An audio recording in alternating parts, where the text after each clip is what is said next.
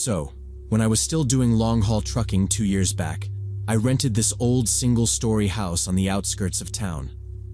The place was built sometime in the 70s and had a basement you accessed through a narrow staircase off the kitchen. The landlord told me the basement was empty except for some old shelves, said previous tenants used it for storage. I went down there once when I first moved in, just to check it out. Concrete floor, bare walls, one light bulb hanging from the ceiling, a couple of wooden shelves along the back wall. Nothing interesting. I was on the road 3 weeks out of every month, so I was barely home anyway. The house had everything I needed for the few days I was there. Kitchen, bedroom, bathroom, space in the yard where I could park my rig without bothering anyone. First couple of weeks were normal. I'd get back from a run, dump my bag in the bedroom, shower, eat, crash. Sometimes I'd wake up still in my jeans with the TV on some infomercial. I didn't really live there. It was just a place with my name on the lease and my stuff in a couple of piles. I didn't bother decorating, didn't bother learning any neighbors' names. I wasn't planning on staying in that town long term. It was just close to the yard my company used. Only thing that ever stood out was how quiet the place got at night when I actually was home. No traffic, no dogs, nothing. Just the fridge humming and, once in a while, a creak from somewhere in the house I couldn't place. About a month in, I started noticing weird stuff. I'd come back from a 2-week haul and find things slightly off.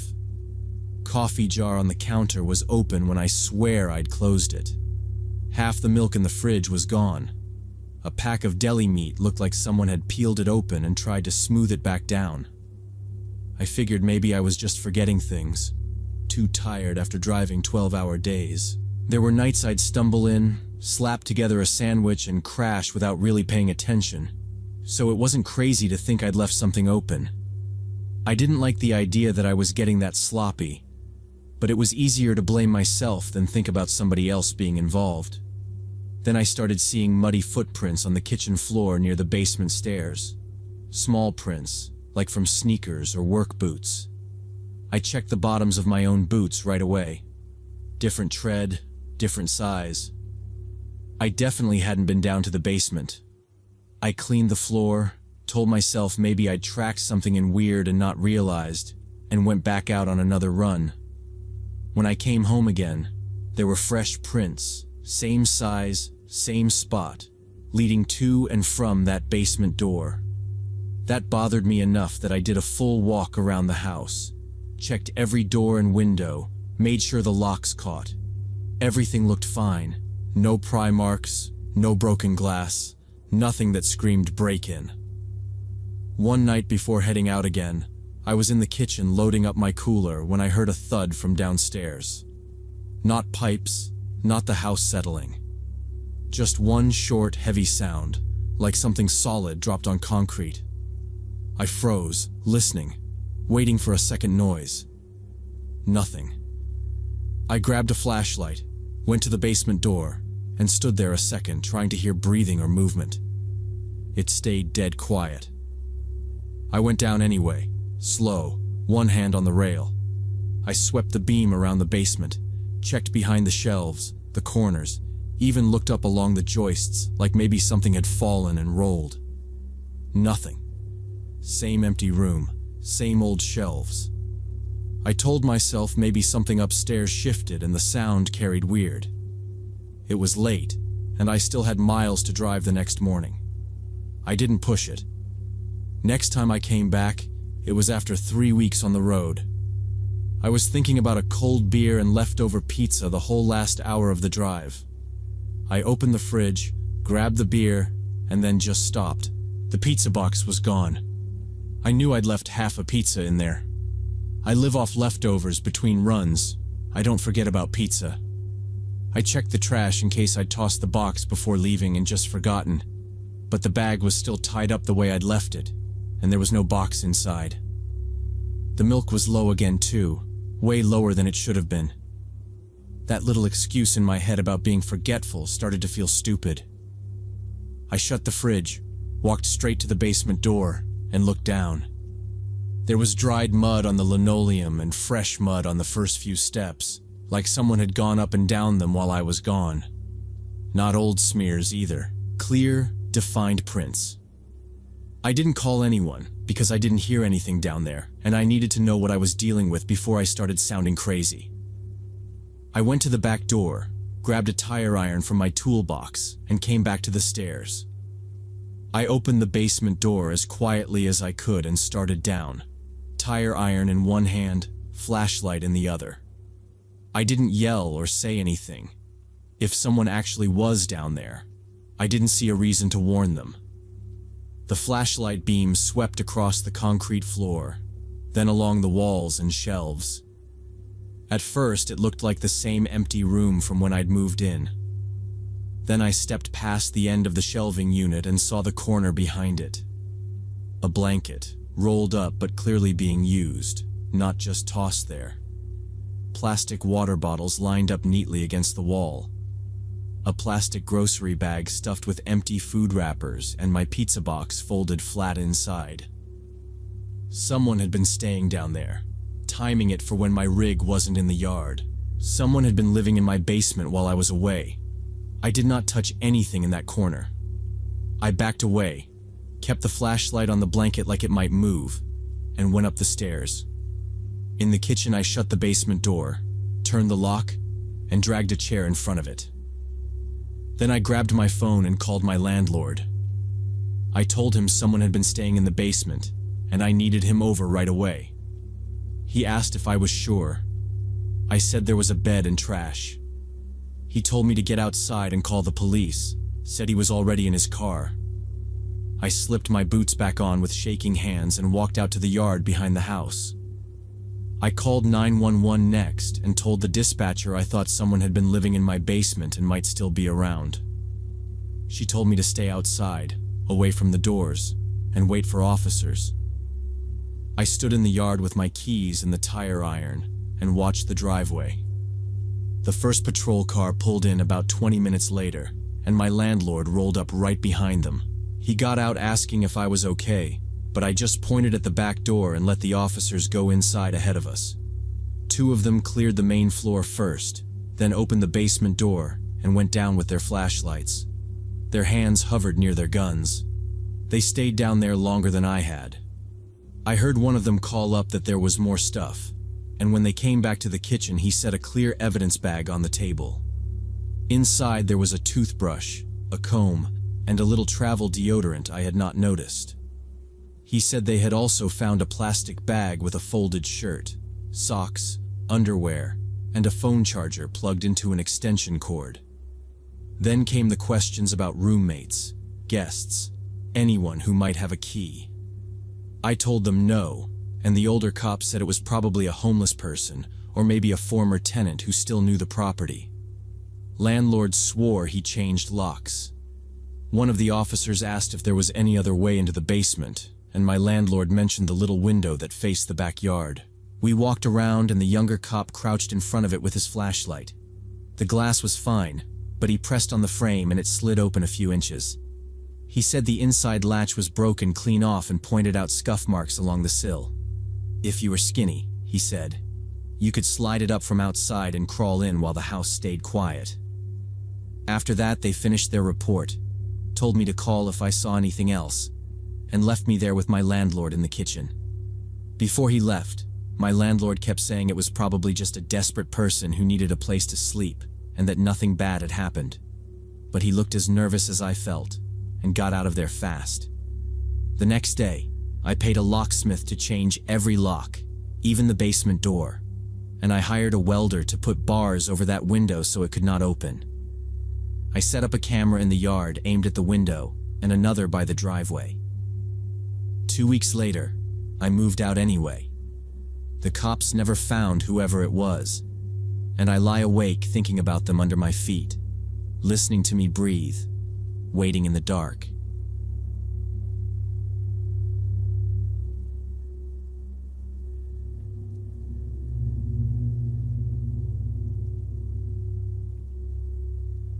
When I was in 8th grade, my parents had just separated, and I was living with my mom in a small townhouse. My dad lived about 45 minutes away, and I'd visit most weekends, which worked out because my mom worked weekends most of the time. Everyone kept telling me it was normal, and lots of kids do this, but it just felt like my life got sliced in half. Weekdays were homework, and my mom's stressed-out face. Weekends were my dad trying way too hard to pretend nothing had changed. The townhouse complex was quiet. Most of the kids were either in elementary school or already driving. We had this neighbor Ryan who was around my age, maybe a year older. He was homeschooled, which I'd never really been around before, and he didn't seem to have any friends. I wouldn't call us friends exactly, but we'd walk around the parking lot or sit on the curb and talk about video games. There was something off about him right away. He'd stare a second too long before answering. Sometimes he repeated what I said like he was practicing sounding normal. He asked weird stuff too. Once he looked at me and said, totally serious, "Do you think anyone would really care if we just left one day?" Another time he asked if I'd ever wanted to break something for no reason. He laughed after, but it never sounded like a joke. One afternoon he found a dead bird by the sidewalk and picked it up with his bare hands. He flew it around like a toy plane, feathers falling off, and dropped it next to my shoe just to see me jump. Another day he dragged a rock down the side of a parked car, leaving a long white scratch, then threw the rock straight up so it almost hit me. When I yelled, he just smirked and said I should have moved faster. After the car thing, I started trying to avoid him. I'd tell him I had homework, or that my dad was picking me up soon, even when that wasn't true. Sometimes he'd just shrug and walk off. Sometimes he'd stand there a little too long like he was deciding whether to push it. My mom actually liked him. She'd say, "I'm glad you've got someone your age here," while grabbing her keys for work, reminding me not to open the door for strangers. She looked exhausted most days after the divorce, so I didn't say, "Hey, the kid you like makes dead birds into toys." I just handled it myself. And the messed up part is, when I was really bored or really down, I was still kind of glad he existed. Most weekends I stayed at my dad's, which meant I didn't have to think about Ryan at all. But one weekend my dad went out of town, so I stayed home with my mom. She worked a Saturday evening shift, so by 7 I was alone in the townhouse. It was already getting dark. I had the TV on way louder than normal just so it wouldn't feel so quiet. Every time a car door slammed outside, I'd pause whatever I was watching and listen, just in case it was my mom coming home early. A little after 7, there was a knock on the front door. It wasn't my mom's light little knock. It was harder, uneven, like whoever it was didn't care how loud they were. I muted the TV and walked over, staying to the side of the window the way my mom had taught me. I kept the chain on and called out, "Who is it?" There was a short pause, and then I heard, "It's Ryan." I knew his voice, and it was definitely him, but the words came out slow and slurred, like his tongue was too big for his mouth. I told him I wasn't allowed to have anyone over when my mom was gone. That was the one rule she never bent. He said he'd be quiet, that he didn't want to be alone, and kept knocking, non-stop, insistent. I unlocked the door and opened it. As soon as Ryan walked in, the smell of alcohol hit my nose. I knew right away he was drunk. He didn't even wait for me to move, just sort of stumbled past me into the hallway, brushing my shoulder so hard I hit the wall. I closed the door because that's just what you do, and as soon as the lock clicked, I had this stupid thought that I'd just trap myself inside with him. He was swaying a little, eyes red and watery, mumbling something about how tiny our place was, laughing like it was some big joke. His words were slurred, thicker than when he'd talked through the door. I told him my mom didn't like me having people over when she wasn't home. He waved that off, said she liked him, that she'd be fine. I checked the clock. She wasn't due back for at least half an hour. I thought about telling him to leave, but he was a bit bigger than me, older and drunk, and all I could picture was him snapping and hitting me, or worse if I pushed it. He stepped closer, and this time he reached out and dropped his arm across my shoulder like he was going to lean on me. At first, I thought he was just using me to steady himself, but then his fingers clamped down. The weight of his arm and the way his hand tightened made it clear it wasn't friendly. It really hurt. I tried to laugh it off, said something like, "Dude, you're crushing my shoulder," and tried to shrug out from under his arm. He squeezed harder. It felt like he was trying to see how much I'd take. He stared at me way too close, his breath hot and sour, his eyes not really focusing. I put my hand on his wrist and said more firmly, "Seriously, that hurts. Let go." Instead of letting go, he dug in even more. Pain shot up the side of my neck and I screamed, more out of shock than anything. His expression changed in an instant. Whatever sloppy drunk thing he had going on just kind of dropped. His face went tight and cold, and suddenly he was looking at me like I'd done something to him. I tried to pull his hand off again, and that's when I noticed he was holding something in his other hand, down by his leg. It was a small red Swiss Army knife, the little pocket kind, but with the blade flipped out. I hadn't seen him take it out, so I had no idea how long he'd been standing there with it. For a second, I froze. He yanked my shoulder and dragged me toward the living room. My socks slid on the floor and I couldn't really fight him without feeling that knife come closer, so I kind of stumbled with him.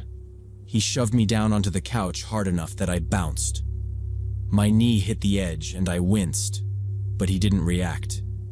He just stood over me, holding the knife out, not right against me but pointed in my direction.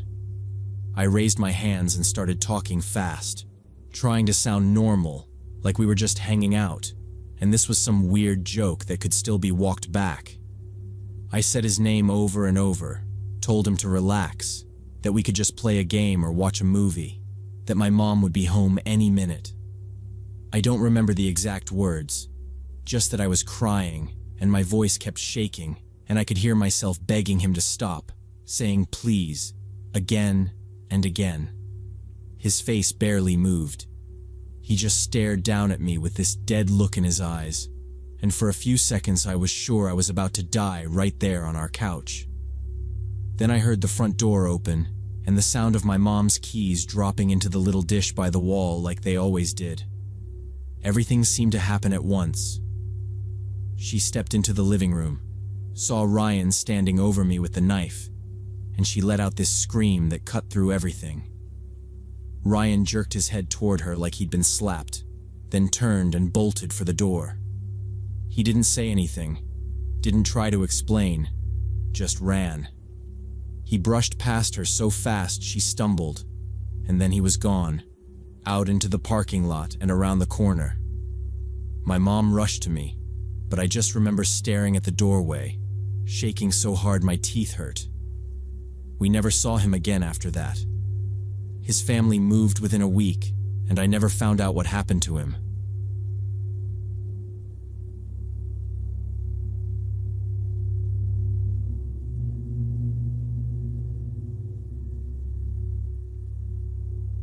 I work as a manager at a motel on the outskirts of a small town in Iowa. It's a quiet place next to the highway, and most of our guests are truckers and families traveling cross-country. I live alone in a rented apartment 3 blocks from work. 2 years ago, my ex-boyfriend started stalking me after we broke up, so I changed cities twice before settling here. I don't have dogs because of allergies, but I installed a doorbell camera and extra locks. My apartment is on the 2nd floor of an old building, and the windows face an abandoned industrial zone, a former textile factory that closed about 10 years ago. All that's left are empty buildings and an overgrown parking lot that local teenagers sometimes use for meetups. The area is pretty dead most of the time, which is exactly why I chose this apartment. I wanted somewhere quiet and out of the way. Most days are repetitive in a way that used to bother me, and now just feels safe. I walk to the motel, do my shift, deal with broken key cards and noise complaints, come home, heat something up, double-check the locks, scroll my phone, sleep. At work, I'm around people without really being with them. At home, it's the opposite. Just me, my phone, and the live view from the doorbell camera. I know that probably sounds paranoid, But after my ex followed me between cities and showed up at places he had no way of knowing about, routine and cameras are what let me relax enough to function. The factory across the street is part of that routine, just scenery. When I first moved in, I watched it more, trying to decide if it was actually as abandoned as it looked. I saw a couple kids go in to spray paint once, a guy dump a beat-up couch near the loading docks, a group of teenagers with music too loud on a Saturday night. Nothing that felt like my problem. Over time, it turned into background.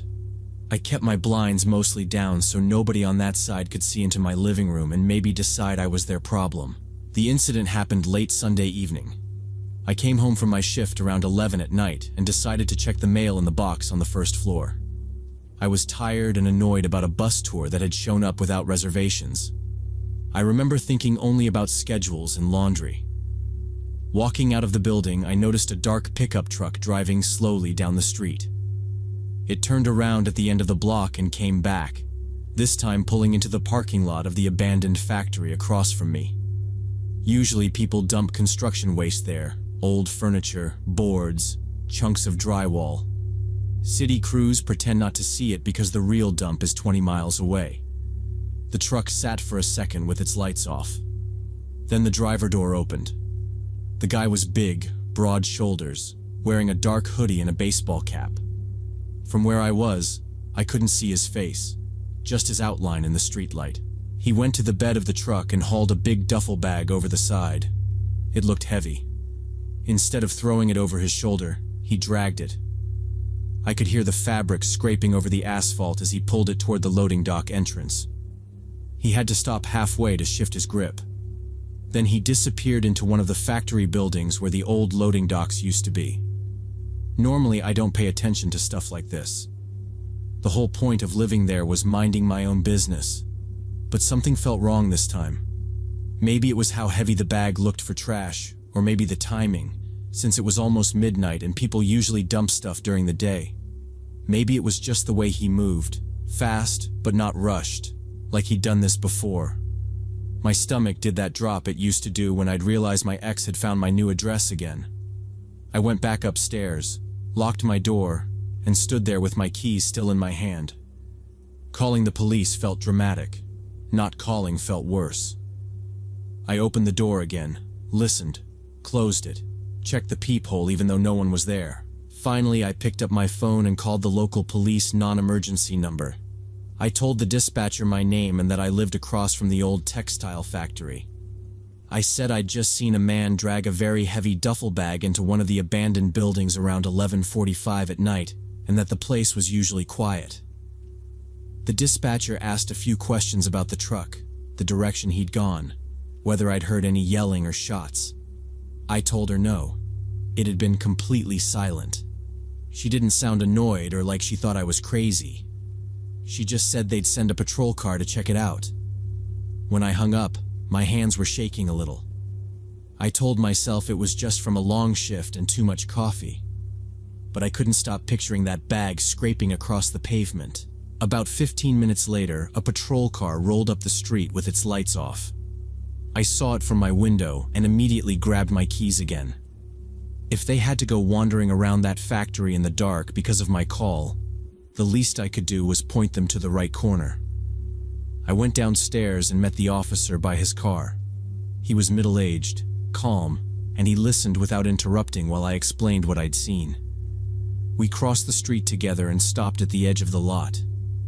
He shone his flashlight over the cracked asphalt, saw the fresh tire tracks, and nodded like that matched what he expected. Then he asked me to wait by the parking lot entrance while he checked inside, said it was just procedure. I watched him walk toward the dark opening by the loading docks, his flashlight beam cutting across broken windows and graffiti. Then he disappeared into the same doorway the man with the duffel had used. Standing there alone, I felt stupid for leaving my apartment, and at the same time weirdly responsible for whatever was happening inside that building. The motel neon was a block away, the patrol car behind me, and then nothing but dark shapes where the factory used to matter to anybody. I kept my eyes on that doorway, counting slowly in my head without meaning to. A few minutes later, he came out of the building holding his radio. Even from a distance, I could see something was off. His face looked tight, and he swallowed several times before he walked back toward me. When he reached me, he lowered his voice, like he didn't want the words to carry anywhere. He said quietly, "There were human remains in there." I felt the ground disappear under my feet. Within half an hour, detectives, the coroner, and more patrol cars were there. They ran tape across the entrance, and the whole lot went from dead to crowded. One officer walked me back toward my building and asked if I felt okay. I said I didn't want to be alone in my apartment. He suggested we wait together inside a while.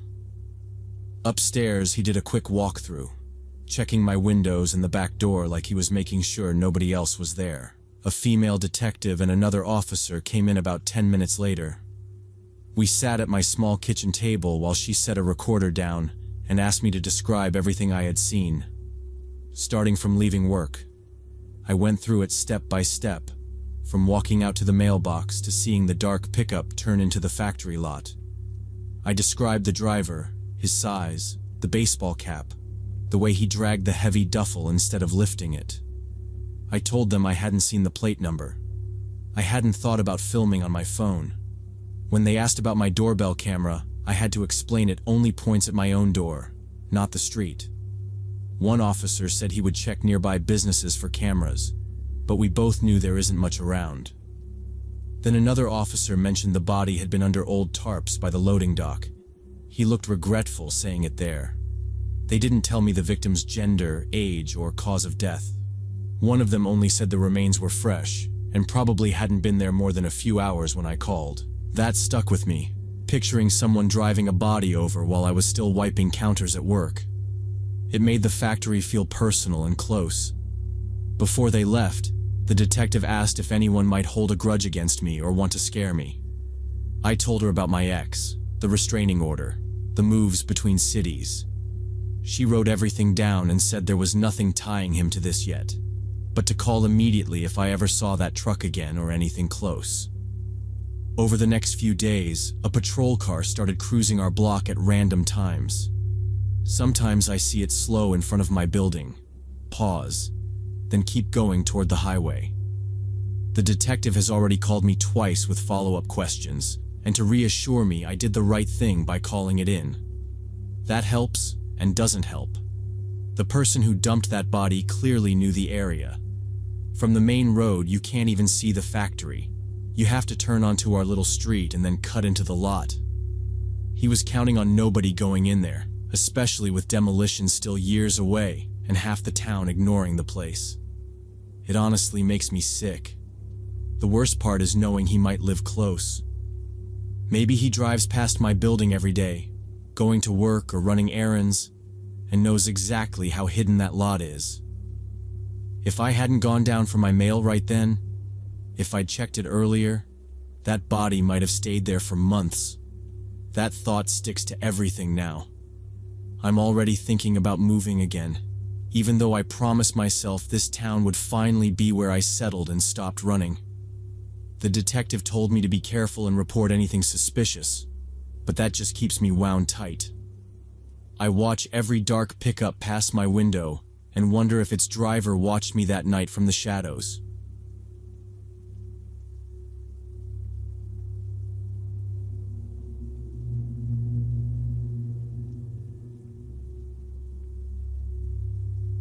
I was working as a night security guard at a warehouse when I was 24 and renting a cheap studio in an old apartment complex.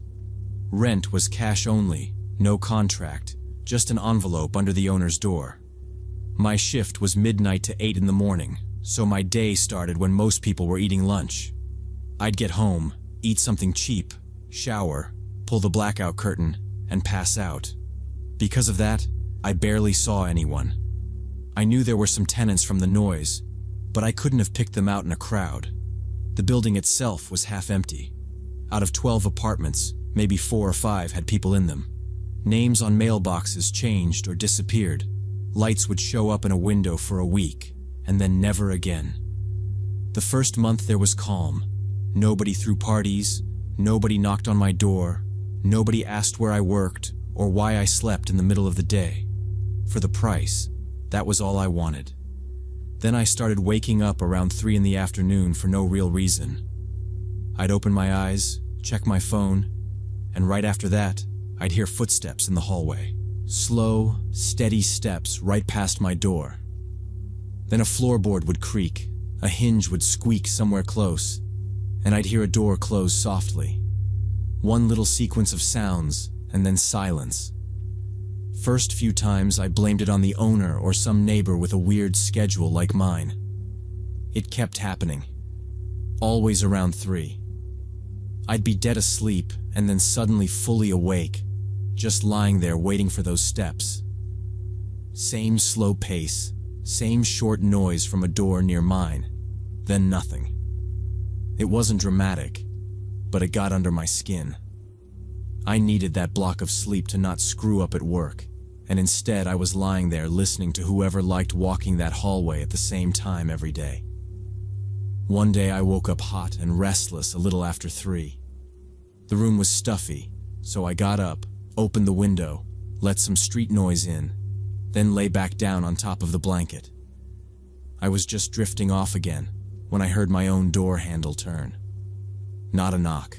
The metal actually twisted, slow and careful, until it hit the latch.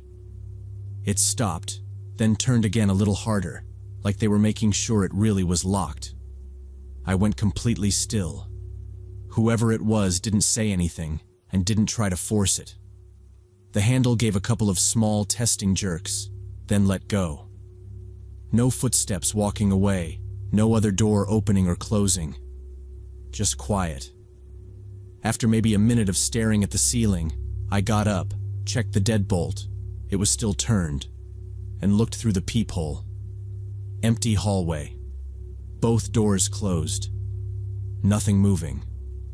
I told myself it had to be a new tenant mixing up apartments, or the owner checking locks and forgetting to knock. I needed it to be something normal, because the other option was random person trying my door in the middle of my sleep, and that didn't sit well. I went back to bed, but I didn't really sleep. I just lay there running through possibilities until it was time to head to the warehouse. The next day, almost exactly the same time, it happened again. This time the handle didn't start slow. It just went straight into those little rattling pulls, like whoever was out there already knew there was a lock. My heart was pounding, but instead of waiting, I got up and walked straight to the door. I grabbed the handle from my side and yanked it open. The hallway was empty, but now the door directly across from mine was open a couple of centimeters. I knew that apartment was supposed to be vacant. The guy who'd lived there had moved out a month earlier, carried his stuff down the stairs, and I hadn't seen or heard anyone there since. I stepped closer and leaned toward the gap without touching the door. Inside it was dark and completely quiet.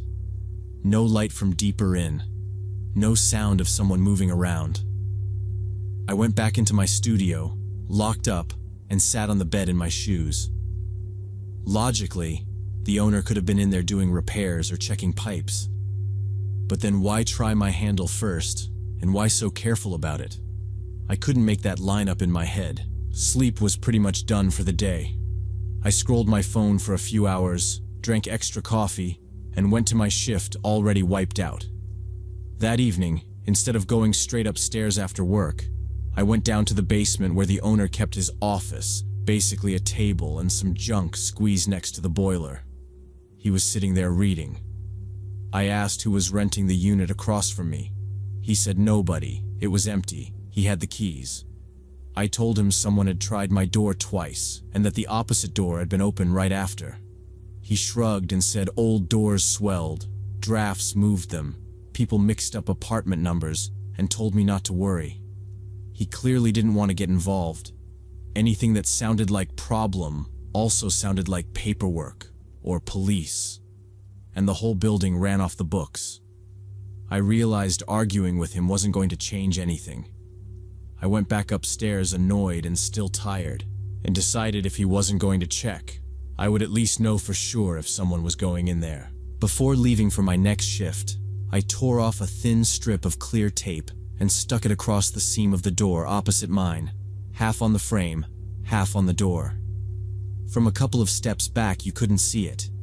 If that door opened even a little, the tape would tear. I checked it twice, locked my own door, and headed to the warehouse. When I came home the next morning a little after 8, I walked straight to that apartment. The tape was ripped clean through, both ends curled away from each other. Someone had been inside that empty unit while I was gone. Whatever the owner wanted to blame on drafts definitely wasn't going to explain that. I didn't even go into my studio.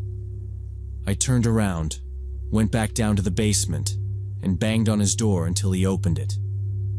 When he finally answered, I told him about the tape, about the handle, about the vacant unit that clearly wasn't vacant, and said I wanted that apartment opened right now to make sure nobody was in there who shouldn't be. He stared at me for a few seconds like he was doing the math on how much trouble this could mean for him. Then he reluctantly agreed, came up with his keyring. He picked through the keys until he found the right one, and we went upstairs together. I stepped aside so he could unlock it, partly because I wanted him in front if something was wrong. The lock turned, he pushed the door open, and we both just stood there for a second. From the doorway, the apartment looked completely empty.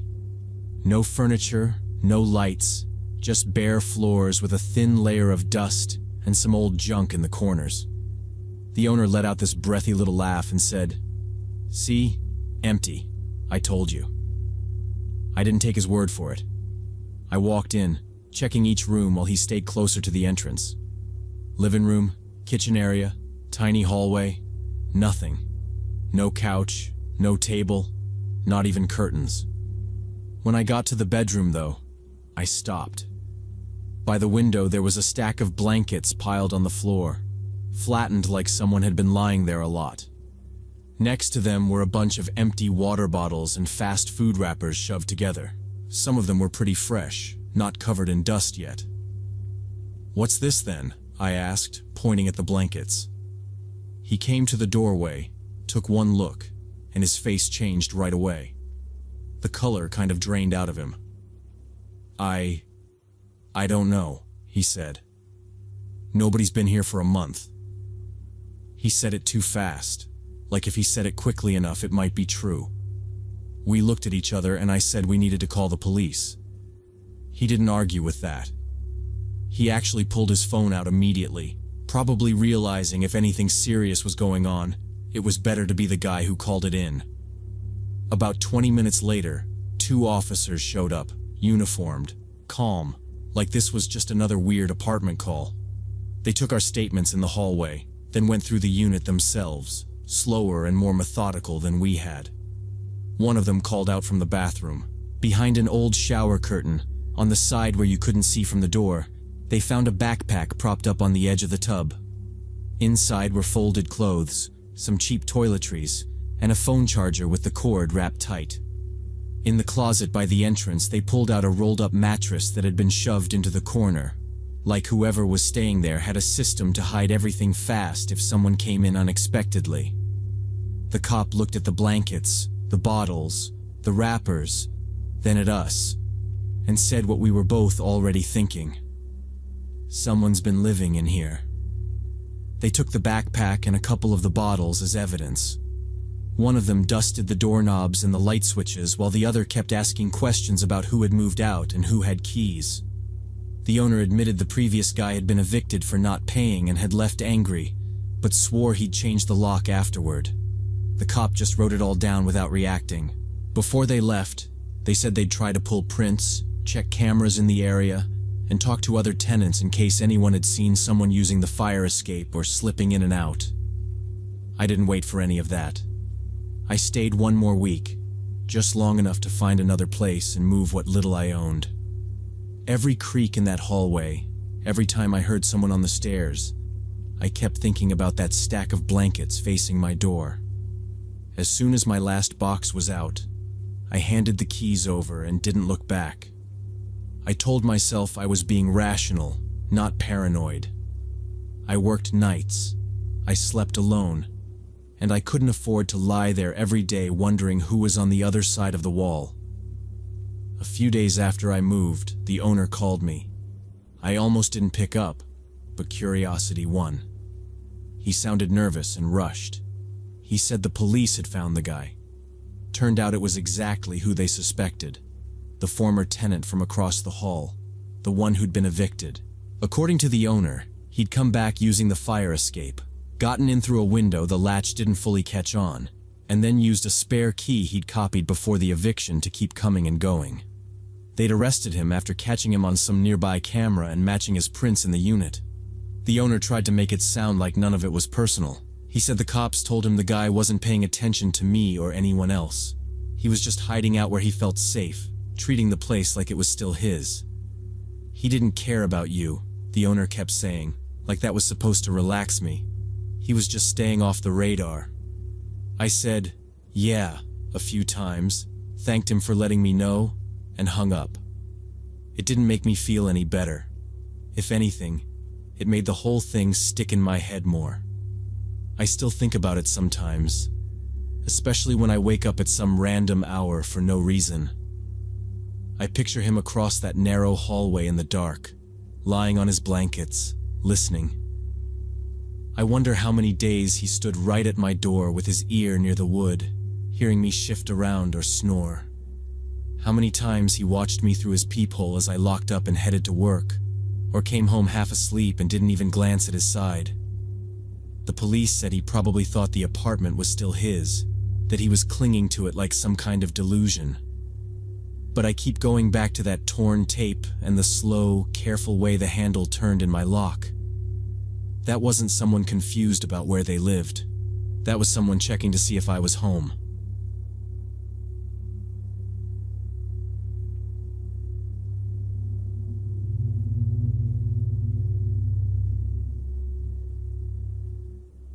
Last spring, our company organized a 3-day training retreat for new hires in this mountain hotel in Colorado. I work in marketing at an IT company, and at that point I'd only been there about 6 months. There were 22 of us, all recent grads who'd been working less than a year. HR kept talking about bonding and investing in young talent, and we all nodded and tried to look enthusiastic. The hotel had 2 buildings, a newer one with the conference rooms and restaurant, and an old building that used to be some kind of sanatorium back in the 30s. Me and 2 girls from my marketing team, Ashley and Jen, got assigned to the old building, 3-person room on the 4th floor. 2 guys from accounting were in the room next to ours. During check-in, the coordinator joked about the history, but they also mentioned the place didn't have modern safety systems. That's when they told us the doors in the old building had to stay unlocked at night in case of fire alarms, since the wiring was sensitive and maintenance was still working on it. Patricia, our manager, said it was fine. They had security. None of us wanted to be the person who pushed back, so we just exchanged looks and went along with it. The first 2 days were normal corporate stuff. Trust exercises, icebreakers where you say your fun fact, a long presentation about our product roadmap, and then evening drinks at the bar. It was boring and kind of fun at the same time. We were all getting along pretty well, trading stories about college and making the kind of surface-level friendships you make at these things. By the second night, I remember thinking, okay, this isn't so bad. The old building was a little off, but in a way we laughed about. The elevator was slow, the hallway lights buzzed, and the 4th floor smelled faintly like hospital disinfectant. Ashley kept calling it the murder floor, then would immediately say she was kidding. Nothing actually happened, so it stayed a joke. On the 3rd night, everything changed, and I still can't explain what happened. That night we stayed at the bar later than we meant to. Marketing had won some dumb team challenge, and Patricia bought our table around. I know it was after midnight when the 3 of us walked back across the parking lot to the old building. We were tipsy, but not wasted, just tired from 2 full days of smiling and paying attention. Back in the room, we got ready for bed and left the door unlocked like they'd told us. Jen took the bed by the window, Ashley was by the door, and I was in the middle.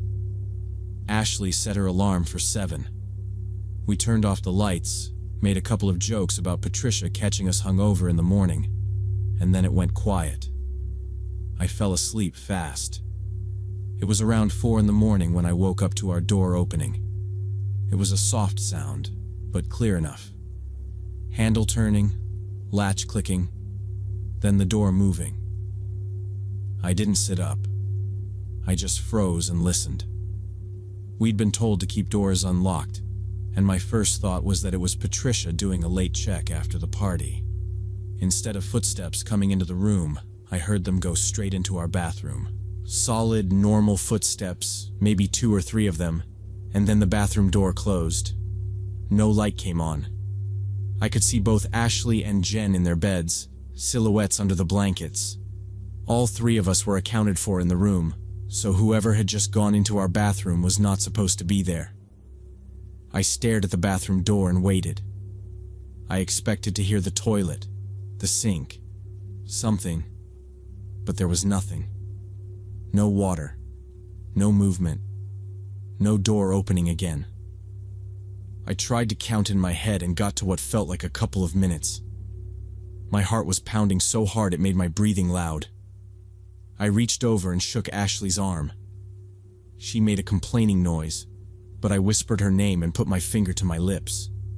When she focused, I just pointed at the bathroom. Her face changed immediately. She knew Jen was behind me and she knew we were all in the bedroom. Ashley swung her legs out of bed, grabbed her phone, and nodded. She reached up and flipped on the overhead light while I moved toward the bathroom. On that unspoken 3-2-1, we yanked the door open fast, bracing ourselves to find some drunk coworker who'd wandered into the wrong room. The bathroom was empty. The window over the tub was shut and latched. The shower curtain was already pulled back, showing an empty tub. There was nowhere for anyone to stand except right in front of us, and nobody was there.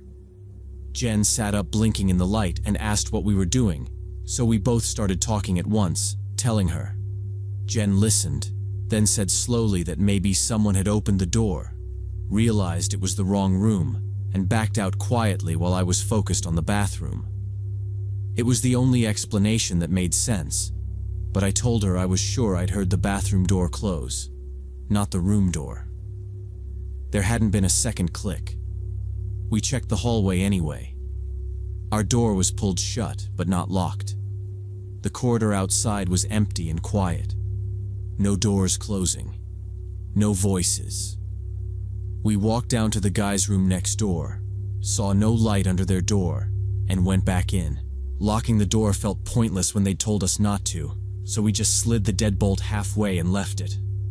The 3 of us ended up staying awake the rest of the night, sitting on top of the covers, passing bottled water from the mini fridge back and forth. Every sound from the hallway made us go silent. At one point, Jen suggested calling Patricia or the front desk, but none of us wanted to be the dramatic new hire over what might have been nothing. At breakfast, we mentioned it casually to the accounting guys next door. Mike went pale when I said the time. He said they'd heard strange footsteps in the hallway around 3, then someone trying their door handle once, hard enough to rattle it, even though it never turned. When Mike finally looked into the hall, it was empty. We all kind of laughed it off nervously. Old buildings make weird noises. Someone probably had too much to drink. After breakfast, our manager wanted a group photo for the company blog, something to show all the fresh faces. We met in the courtyard while Patricia clapped and moved people around, taller and back. Everyone else squeezed in front. I ended up in the middle with Ashley and Jen next to me. People joked about how tired they looked, but everyone smiled because we were going home. Patricia tried to hand my phone to the front desk guy so he could take the picture, but he said he wasn't allowed to leave the lobby. So I set my phone on a chair, hit the timer, and ran into the group. We did that a few times until we finally got a shot where nobody was blinking and Patricia said it would work. That evening at home, I plugged my phone into my laptop and started backing everything up. I had some show playing in the background and was half paying attention while I clicked through the retreat photos. When I got to the courtyard shots, I started tapping through them to pick which one to send Patricia. In the background, you could see the old building, the line of fourth-floor windows, and our window above Jen's bed. In one photo, just one, there was a dark figure in that window. It looked like a person in light clothing standing right at the glass, facing the courtyard. I zoomed in until the picture turned grainy. The shape was clearly human. Head, shoulders, upper body, arms at the sides. My stomach dropped. I counted everyone in front. All 22 of us were there, plus Patricia. No one from the retreat was missing. I swiped to the picture taken right before, and then the one right after. Same angle, same people, same window. In those, the glass was just dark. No figure at all. Only that one middle photo had the person in it, and the timestamps were all within the same minute. I sat there trying to think of a normal reason. The next morning on my first break at work, I went outside and called the hotel. I gave the woman at the front desk my name, the dates, and said our company had just done a retreat there. Then I asked if any staff would have been in the old building on the 4th floor late that morning, maybe checking rooms or doing housekeeping. She said she'd look it up and put me on hold, and I paced behind our office with my phone pressed to my ear. When she came back, she said housekeeping had been working in the new building that morning. She added that registered guests had key access to the old building, then asked if something had been stolen. I said no, nothing was missing. I'd just seen someone in our 4th floor window in a group photo and wondered who it was. She said it was probably a really confused guest. I thanked her and hung up. I never showed the picture to Ashley or Jen. They'd already pushed the bathroom thing back into joke territory, and I didn't want to drag it out again or sound fixated. I saved the photo in a folder, but some nights I open it and flip between the shots, thinking about that unlocked door, the history of the old sanatorium building, and the fact someone was in our room while we thought everyone was outside. I don't know who was standing at that window or why they were watching us, and I'm just glad we only stayed 3 nights.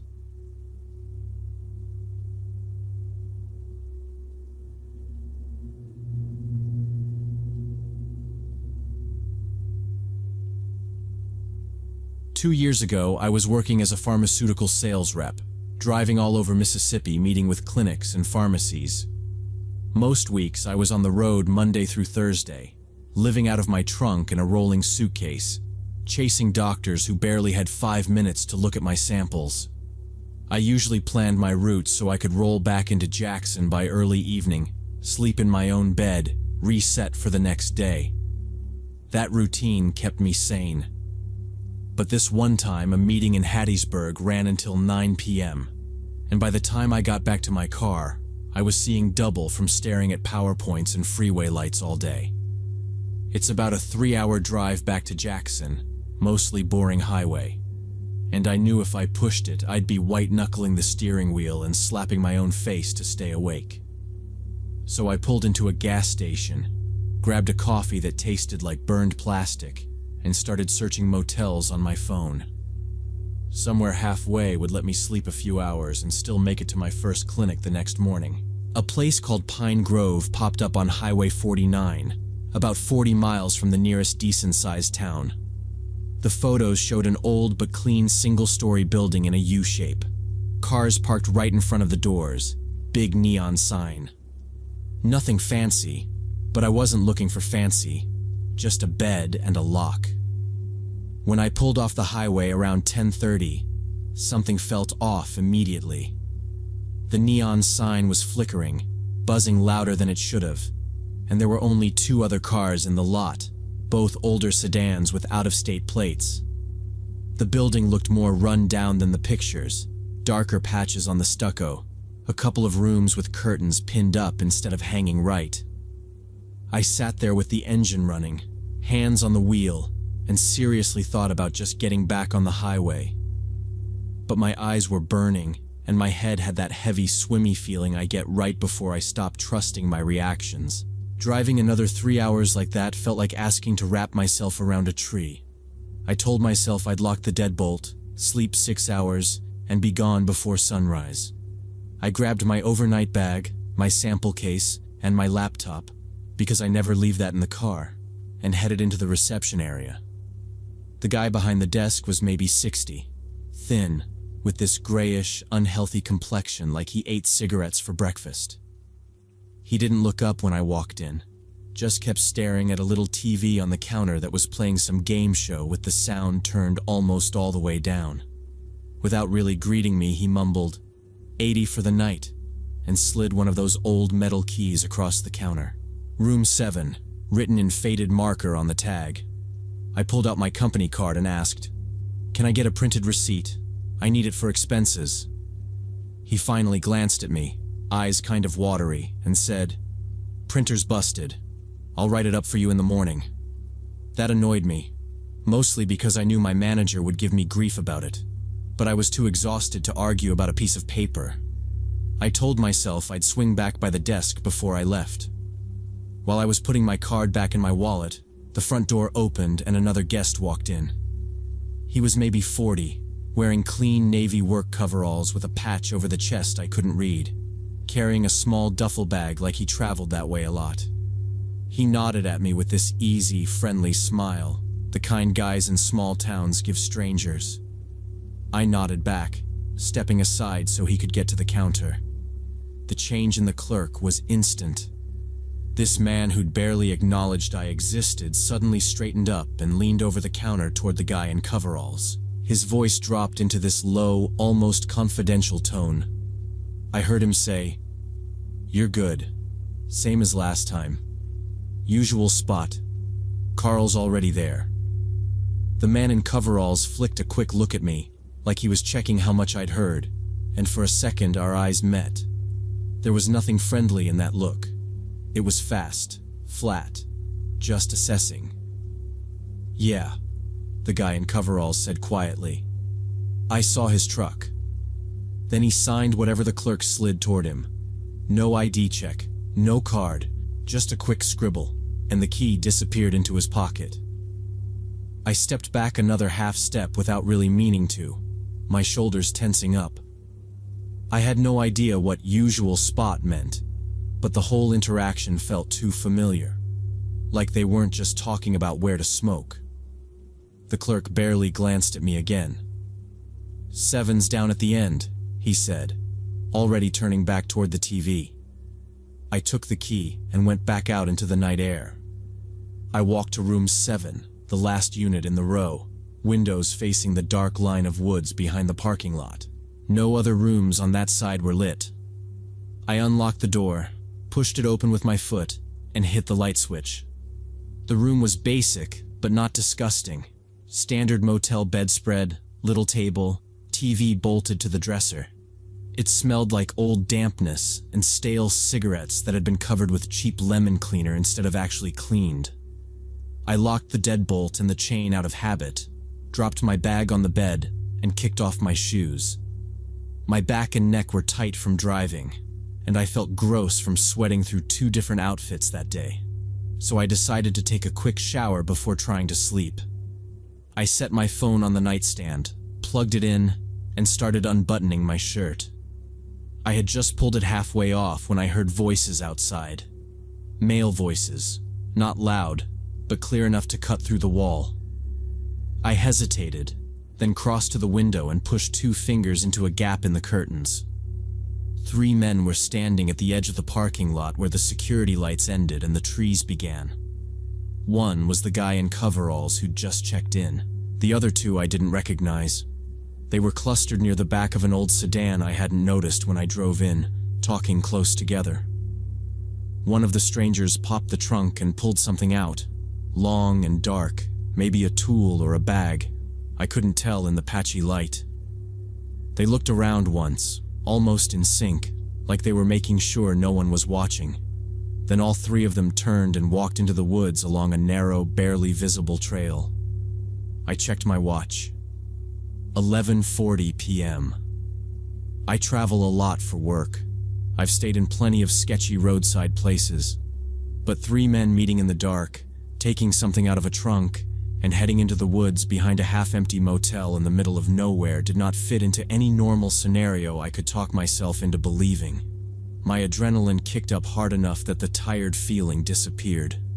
Standing there in my half-off shirt, I thought about the clerk perking up when the guy walked in, about usual spot and Carl's already there, about how that quick look he gave me felt like weighing up a problem. Without overthinking it, I stepped back from the window, grabbed my bag off the bed, and decided to pack up and leave. Stepping out of my room, I saw the desk clerk by my car, smoking and staring straight at me silently. There was no greeting, no threat, just him posted there at my bumper like a reminder I was being watched. Keys in my hand, I stalled, running through excuses about forgotten samples or emergencies that already sounded fake even silently. I knew I didn't owe him any explanation, but I also didn't want to become the guest he remembered later.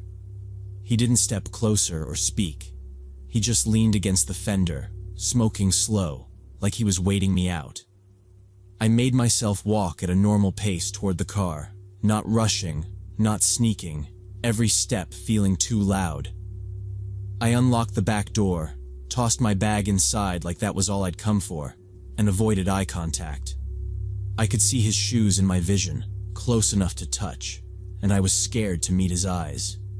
I slid into the driver's seat, hands shaking a little, and focused on getting the key into the ignition smoothly. The engine starting broke the weird quiet between us, and in the mirror I watched him finally shift his weight.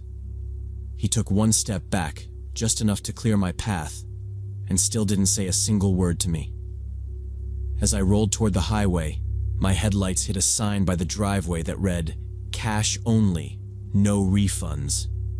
Suddenly that cash-only policy felt a lot less like old-fashioned inconvenience and more like they wanted no paper trail there. I kept driving north on 49, counting gas stations and billboards until I saw a chain motel logo I trusted. I took that exit without even checking the rate, deciding I'd deal with the expense report fight later at work. Inside, the lobby looked normal. The clerk in a logo polo, computer humming, printer stacked with neat little receipts ready. When she asked how my night was going, I just said it had been long and I needed sleep badly. I didn't mention Pine Grove at all. I watched the printer spit out receipt and tucked it into my wallet. In the room, I checked the deadbolt twice, pushed sample case against the door, and replayed those men heading inside. I slept in short bursts, waking at every door slam and car starting outside. But at least I woke up. The next day, after my clinic visit, I told a colleague over coffee about the weird motel and the men. His face changed immediately. He set his cup down, leaned closer, and asked exactly where it was on the highway. He told me that area around Pine Grove Motel had been under investigation for years because travelers kept disappearing nearby. Truckers, salespeople, random drivers would vanish, and later their vehicles turned up abandoned on back roads or in parking lots. Police suspected robbery crews or trafficking operations using the highway, maybe even routes through those woods behind places like that. He said they never built a solid case. Too many jurisdictions and missing people no one realized were gone then. He added that most reps quietly avoided that stretch now, choosing longer drives over cheap motels that felt slightly wrong. Sitting there with my badge on and tablet open, I realized those 80 lost dollars might have actually saved me. Since then, anytime I need to stop somewhere unfamiliar at night, I only book chain hotels and read every review. That picture of the clerk by my car pops up sometimes, and I'm grateful I never found out the rest.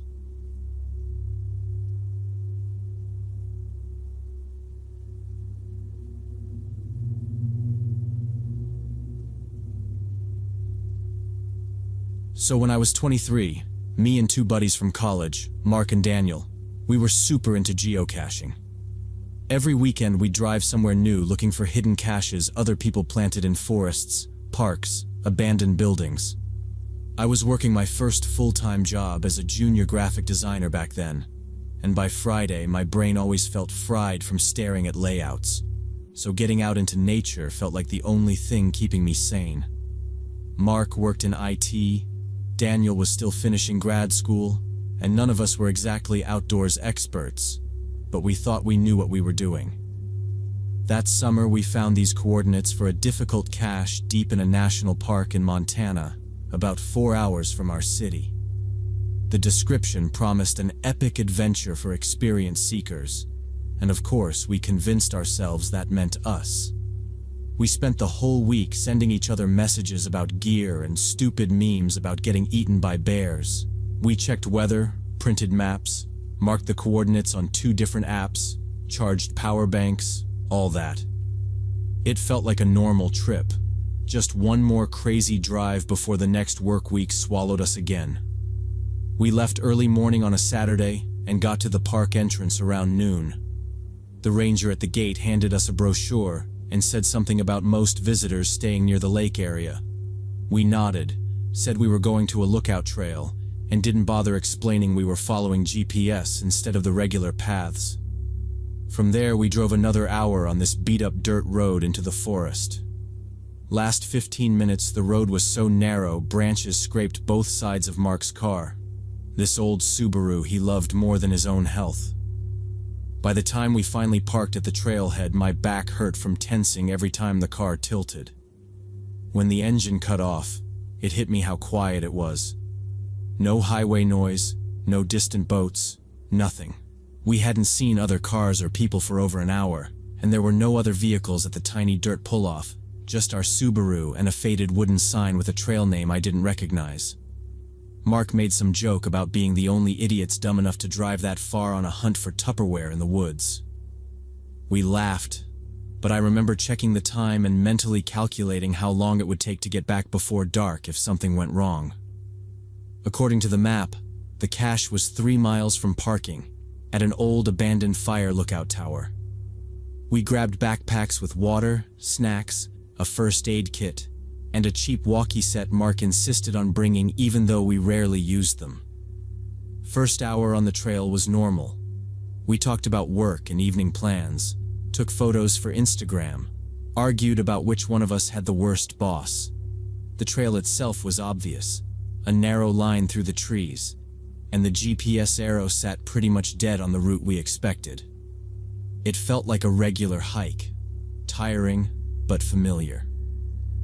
Somewhere around the midpoint, Mark, who was leading, slowed down and then stopped. At first I thought he'd spotted a deer or something. He just pointed off to the right, between the trees about 50 yards from us. There, standing still in a patch of brush, was a man in an orange vest like hunters or foresters wear. He had a cap pulled low, and I couldn't see his face clearly, just the bright vest and long sleeves.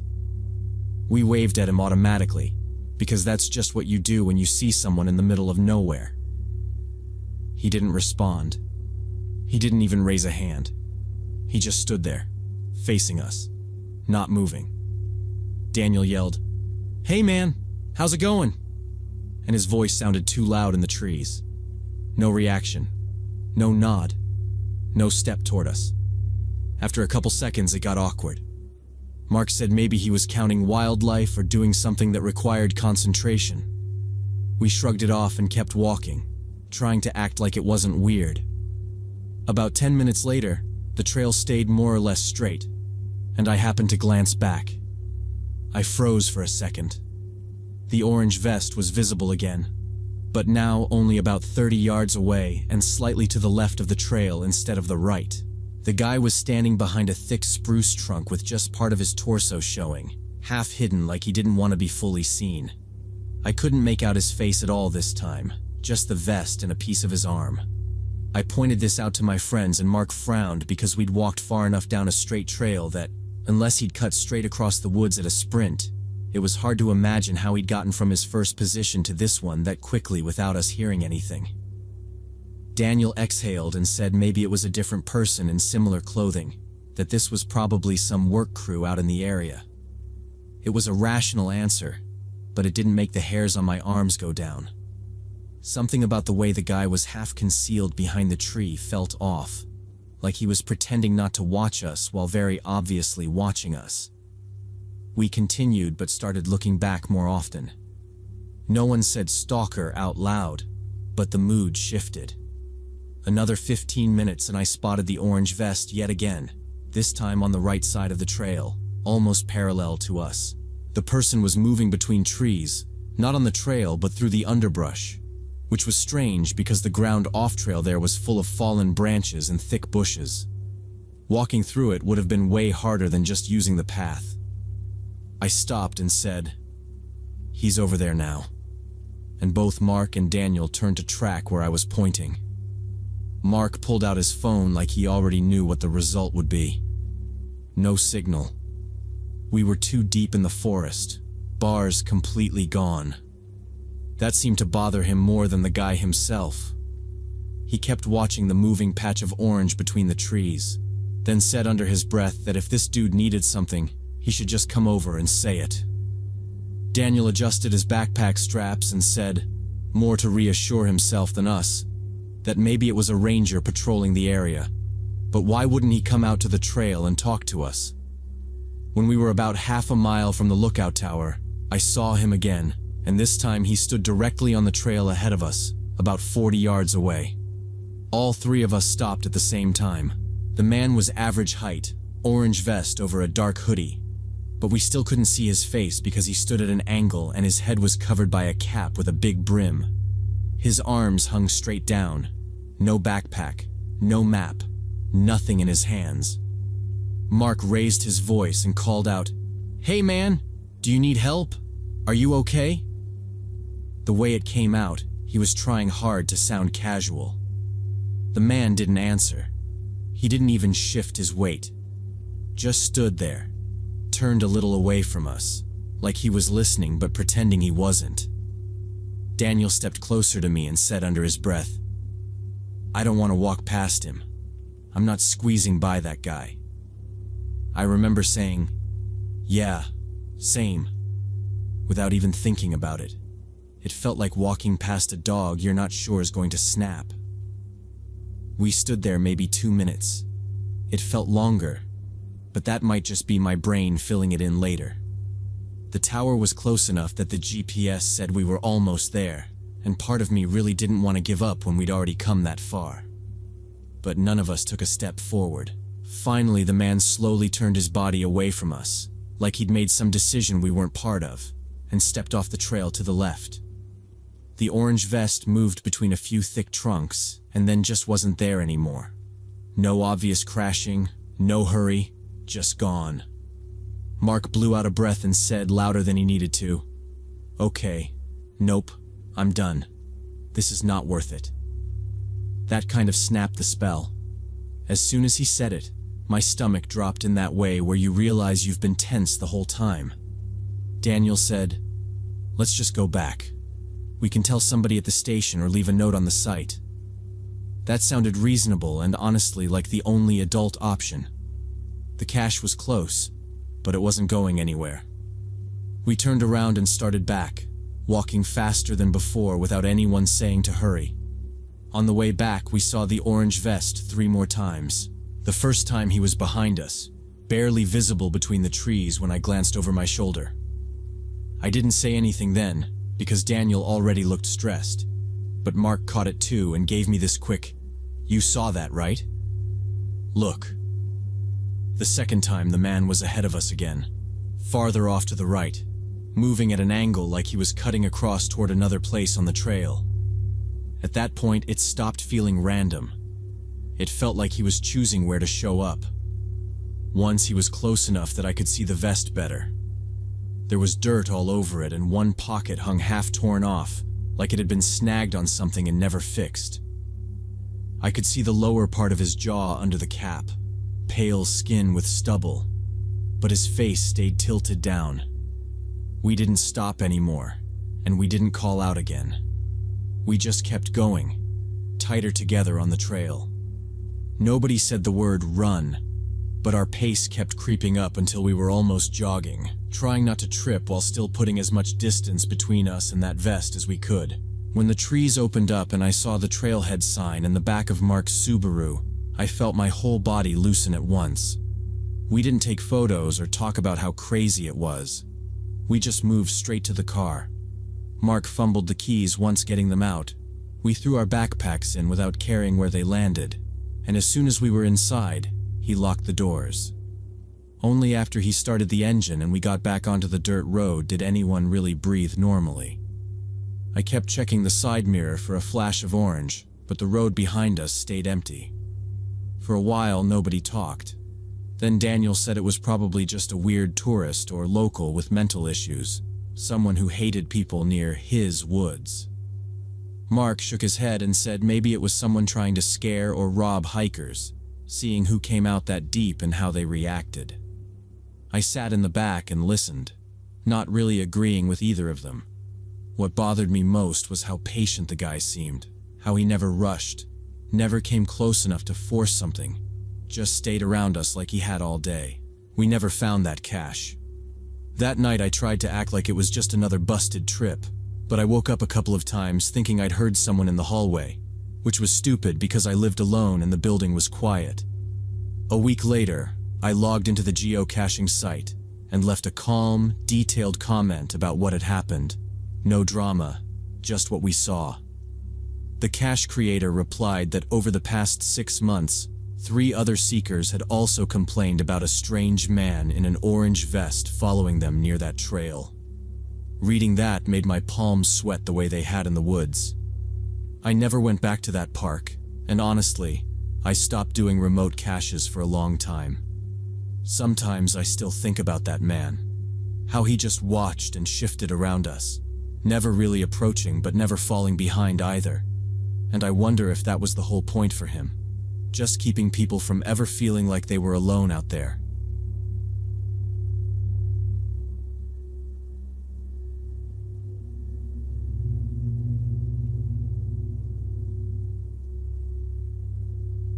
I've been working as an X-ray tech at St. Teresa Hospital for 6 years and got used to the rhythm of night shifts, quiet hallways, rare calls from ER, 3 a.m. vending machine coffee.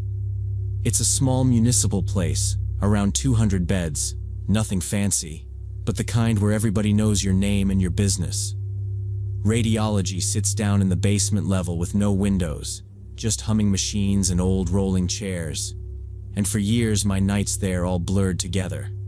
Clock in, clear the queue, joke with whoever was on, drink bad coffee, wait for ER to send up the next broken bone. There were 3 of us techs rotating shifts, 2 coordinating nurses, and Dr. Chen over the department, though he mostly existed as a name on paperwork at night.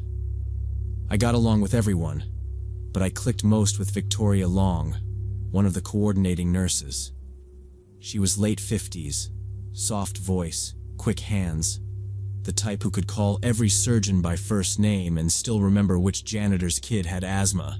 Every Monday she'd walk in with a plastic container of muffins and dump them on the desk like it was non-negotiable community service. She'd joke about retiring, then say the place would crumble if she left, and honestly, nobody argued. On slow nights, we'd sit at the station outside X-ray, her with a thermos of herbal tea, me pretending to enjoy whatever vending machine sandwich I'd grabbed. She kept a small spiral notebook and wrote everything down. Late consults, cranky families, which resident owed us coffee.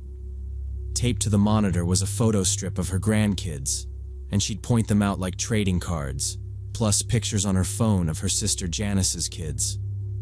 If anything annoyed her, it was disorganization. She'd mutter about people who didn't respect process, fix 3 problems in a row, then go back to talking about family barbecues. There were no outbursts, no gossip, nothing that would have made anyone think, this woman is going to end up on the news. Everything changed on a Thursday. I came in for evening shift, and the first thing I noticed was how quiet the jokes were. People were gathered in little knots in the hallway, talking low, faces tight. One of the younger nurses had shut herself in the staff room and I could hear her crying through the door. At the desk outside radiology, Victoria's chair was empty, her thermos missing, the photo strip gone, like someone had wiped her out of the scene. I asked where she was, expecting to hear she'd finally taken a vacation, but nobody gave me a straight answer. Just told me Steve was out by the back door. Steve had quit smoking a year before, but he was standing there with a cigarette burning between his fingers, staring at the parking lot like it had done something personal to him. I asked, "What happened?" And he didn't answer until I repeated it. Then he said, still not looking at me, "They arrested Victoria this morning. Detectives came in and walked her out in handcuffs." My brain just stalled, and I asked if it was some insurance thing, some mistake, and he shook his head and said, "No, man. They say she killed her sister and brother-in-law. She shot them last night." I remember just staring at him, waiting for the punchline that never came. Steve kept talking, saying he'd heard the rest from somebody in administration who'd been on the phone with the detectives all morning. Their mom had died about 6 months ago, and Victoria and her sister Janice had been fighting over the inheritance ever since. Janice and her husband Roger were living in the house and, according to what Steve heard, refused to split the money or the place, claimed their mother wanted everything to go to them even though there was no will. Victoria had tried to do it the right way, lawyers, meetings, trying to just get her share and walk away. The detective said that last night she drove over there with a gun in her bag, shot Roger when he opened the front door, then went after Janice through the living room and into the backyard. Neighbors heard the screaming and the shots and called 911. When the police got there, Victoria was sitting on the porch steps with the gun on the concrete beside her, not running, not fighting, just waiting. Steve said all that, and then we both just stood there in that ugly loading bay, like someone had turned the air thick. I kept seeing her at the nurse's station, lining up muffins and scolding residents for skipping meals, talking about how family was the whole point of working so hard. Victoria always talked about family being the most important thing in life, showed photos of her nieces and nephews, Janice's kids. The rest of the shift passed in a fog. I mechanically took x-rays, checked orders, moved patients on and off tables, but my head stayed somewhere else. I kept replaying every small moment with Victoria, trying to see something I had missed. When the ER phone rang, my stomach jumped and then dropped when it was just another routine fracture. Habit carried me through the motions, but I barely remember any specific case from that night. Only the weight in my chest and the feeling that the department suddenly felt like a different place, even though nothing looked changed outside. Between scans, I kept thinking about how she talked about her sister. It had always sounded like mild irritation, half joke, half complaint. She would sigh and say things like, "Janice is ignoring my calls again," or "Janice thinks everything should be her way."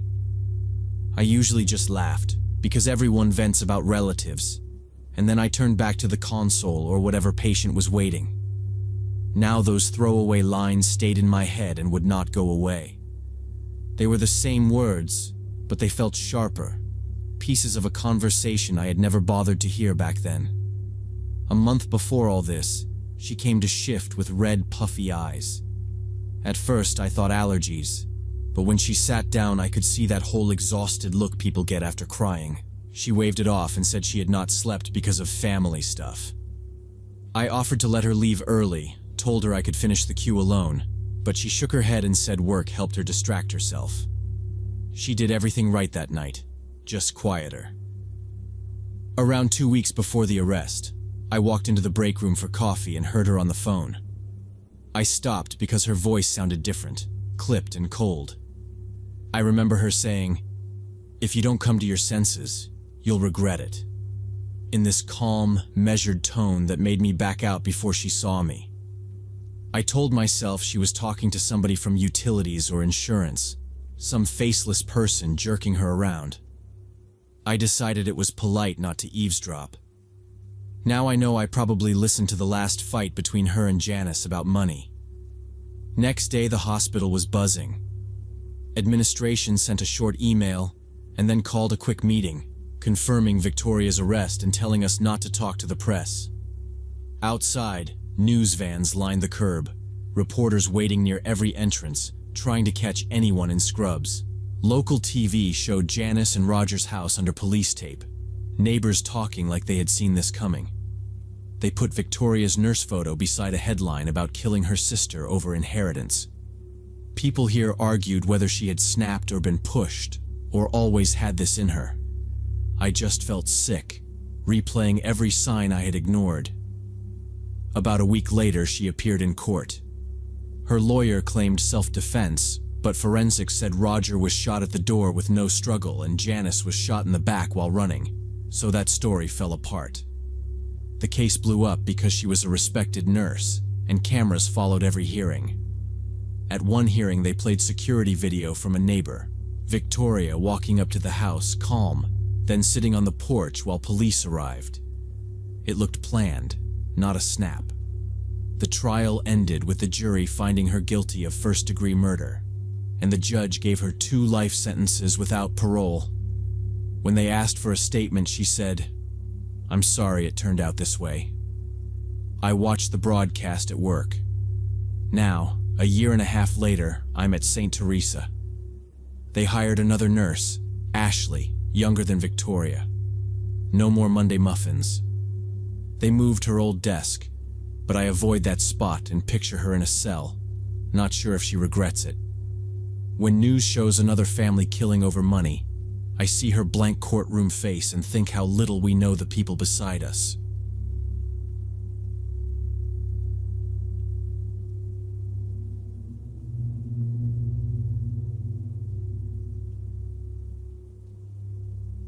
Back in May 2018, I decided to drive out to Castle Rock Nature Park, about an hour from Denver.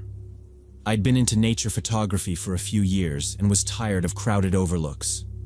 Most nature photographers hit up Rocky Mountain or Garden of the Gods, but I wanted something quieter for spring wildflowers, somewhere without hikers constantly wandering into my shots.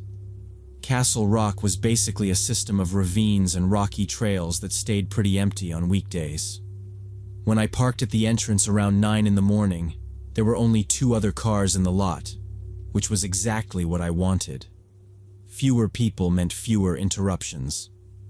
I grabbed my backpack with camera gear and lenses, a water bottle, locked the car, and headed down the main trail. For about an hour I wandered, photographing blooming cacti and odd rock formations, stopping whenever something caught my eye. As the sun climbed higher, the light got harsh and flat, washing out the colors, so I decided to drop into one of the ravines where there'd at least be some shade. The path down was narrow and rocky, and I had to grab onto outcroppings to keep my balance. At the bottom it was cooler and damp, with moss and ferns growing between stones. I shot a few frames of the rock walls and some plants, and was about to move on when I noticed a bad smell. At first I figured it was trash, or a dead animal, maybe a deer or coyote that hadn't made it through the winter. But as I walked deeper into the ravine, the stench got stronger, a rotten smell that made me breathe through my mouth. I slowed down and thought about turning back to avoid stepping in whatever was causing it. The ravine was narrowing, steep walls on both sides, no side trail and no real place to climb out, just forward or back the way I came. I told myself I'd go a little farther, see where it was coming from, then turn around. I covered my nose with my sleeve and kept going, and the smell was almost unbearable by the time I rounded a big boulder wedged between the walls. Between the rocks ahead, I saw something pale under a loose pile of branches and stones. My first thought was that it was a blanket or some old camping gear someone had ditched. I took a few more steps, trying to see around the branches, and realized it was a human hand sticking out from the rocks, and everything in me just locked up. The hand was grayish-white, clearly dead for a while, with chipped red nail polish on the fingers. I didn't go any closer, didn't check for a pulse, didn't touch anything.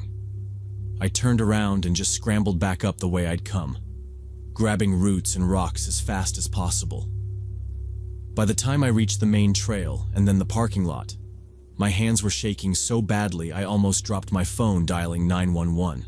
Police showed up about 20 minutes later, 2 sheriff's SUVs pulling into that almost empty lot. I walked them to the top of the ravine, pointed out where I'd climb down, and they told me to stay there while they went in with gloves and evidence bags. One deputy stayed beside me asking the same things on repeat. what time I'd arrived, whether I'd seen anyone else, if I'd touched the rocks or the hand, which I hadn't, until they finally taped off the trail and let me go. A couple weeks later, a detective called to say they'd identified her as Lauren Mitchell, 32, missing for 5 months. And hearing her name instead of just seeing a gray hand in the rocks made the whole hike replay in my head in a way I still can't shake. He said my 911 call gave them the opening they needed. Her boyfriend confessed a week after my hike and admitted he'd driven her out to Castle Rock, dragged her into that ravine, and covered her with rocks and branches, thinking no one would find it in such a rarely visited spot. I had to testify at the trial a year later, which meant reliving that morning in front of a courtroom full of strangers. The subpoena showed up in a plain envelope, and I knew what it was as soon as I saw the court seal. Walking into the courthouse, I kept telling myself I was just a witness who happened to find a body, that I hadn't done anything wrong. But it didn't stop my hands from sweating. They sat me in a hallway until it was my turn, and a victim advocate quickly went over my statement and reminded me to say if I didn't remember something instead of guessing. When they finally called my name and I stepped into the courtroom, the first thing I saw was a big photo of the ravine on an easel, same rocks and angle as that morning. I took the oath, sat in the witness chair, and fixed my eyes on the prosecutor like he'd told me to. He had me walk the jury through the day from the beginning. The drive, the empty parking lot, choosing that ravine, the smell, the hand. Then the crime scene photos went up on a screen, closer than I remembered, different angles under those stones. He asked about the way she was lying, the rocks over her, the condition of the hand. I tried to answer like I was describing one of my own photos, but my throat tightened and I went quiet until he repeated a question and I forced the words out.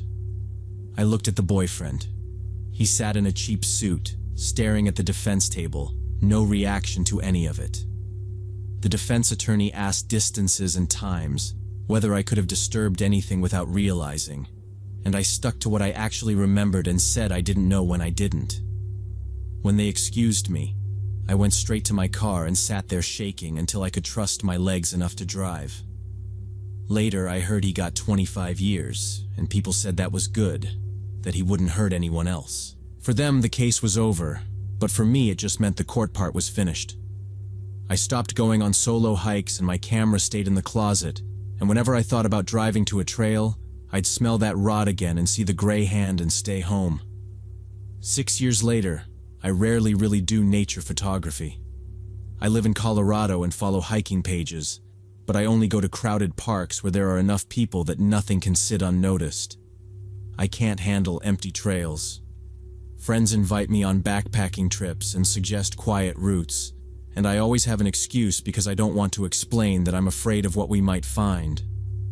I think about hikers stepping over a bad smell or a strange shape, and assuming it's an animal or trash, and about the headline later saying a body was found off a trail. The randomness still gets to me. If I'd picked a different ravine or turned back when I first smelled it, Lauren would still be under those rocks, and her family would still be waiting. They got closure because I was stubborn and curious enough to keep walking toward a smell most people would avoid. I'm glad they got answers, but nature photography doesn't feel harmless anymore. Even on busy trails now, part of my brain is always scanning the ground and the brush, waiting to see something pale where it shouldn't be.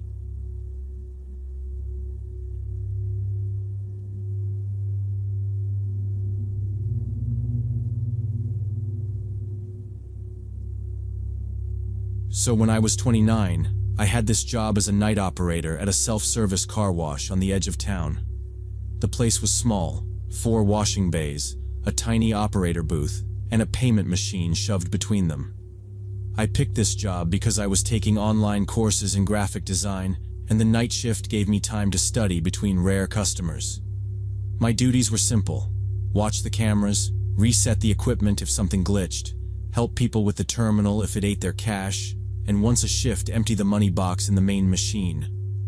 My schedule was 11 p.m. to 7 a.m., 4 nights a week, which sounded miserable to most people but worked for me. Most nights were dead. A couple of guys with work vans around midnight, some random insomniac at 3, that was it. I'd sit in the booth with my headphones half on, one ear free so I could hear the lot, messing around with homework and drinking bad coffee from a thermos. The parking lot in front of the car wash was tiny, maybe 6 spaces, and behind it was just an empty lot with patchy gravel and weeds. Past that, a row of dark residential houses. Nothing dramatic, just quiet. The first night I noticed the white van, it was around 2 a.m. on a Wednesday. I remember because I had just finished helping a guy whose card wouldn't run in the terminal. He drove off. I went back into the booth, sat down, glanced at the monitor, and in the corner of the camera view, I saw headlights swing across the road.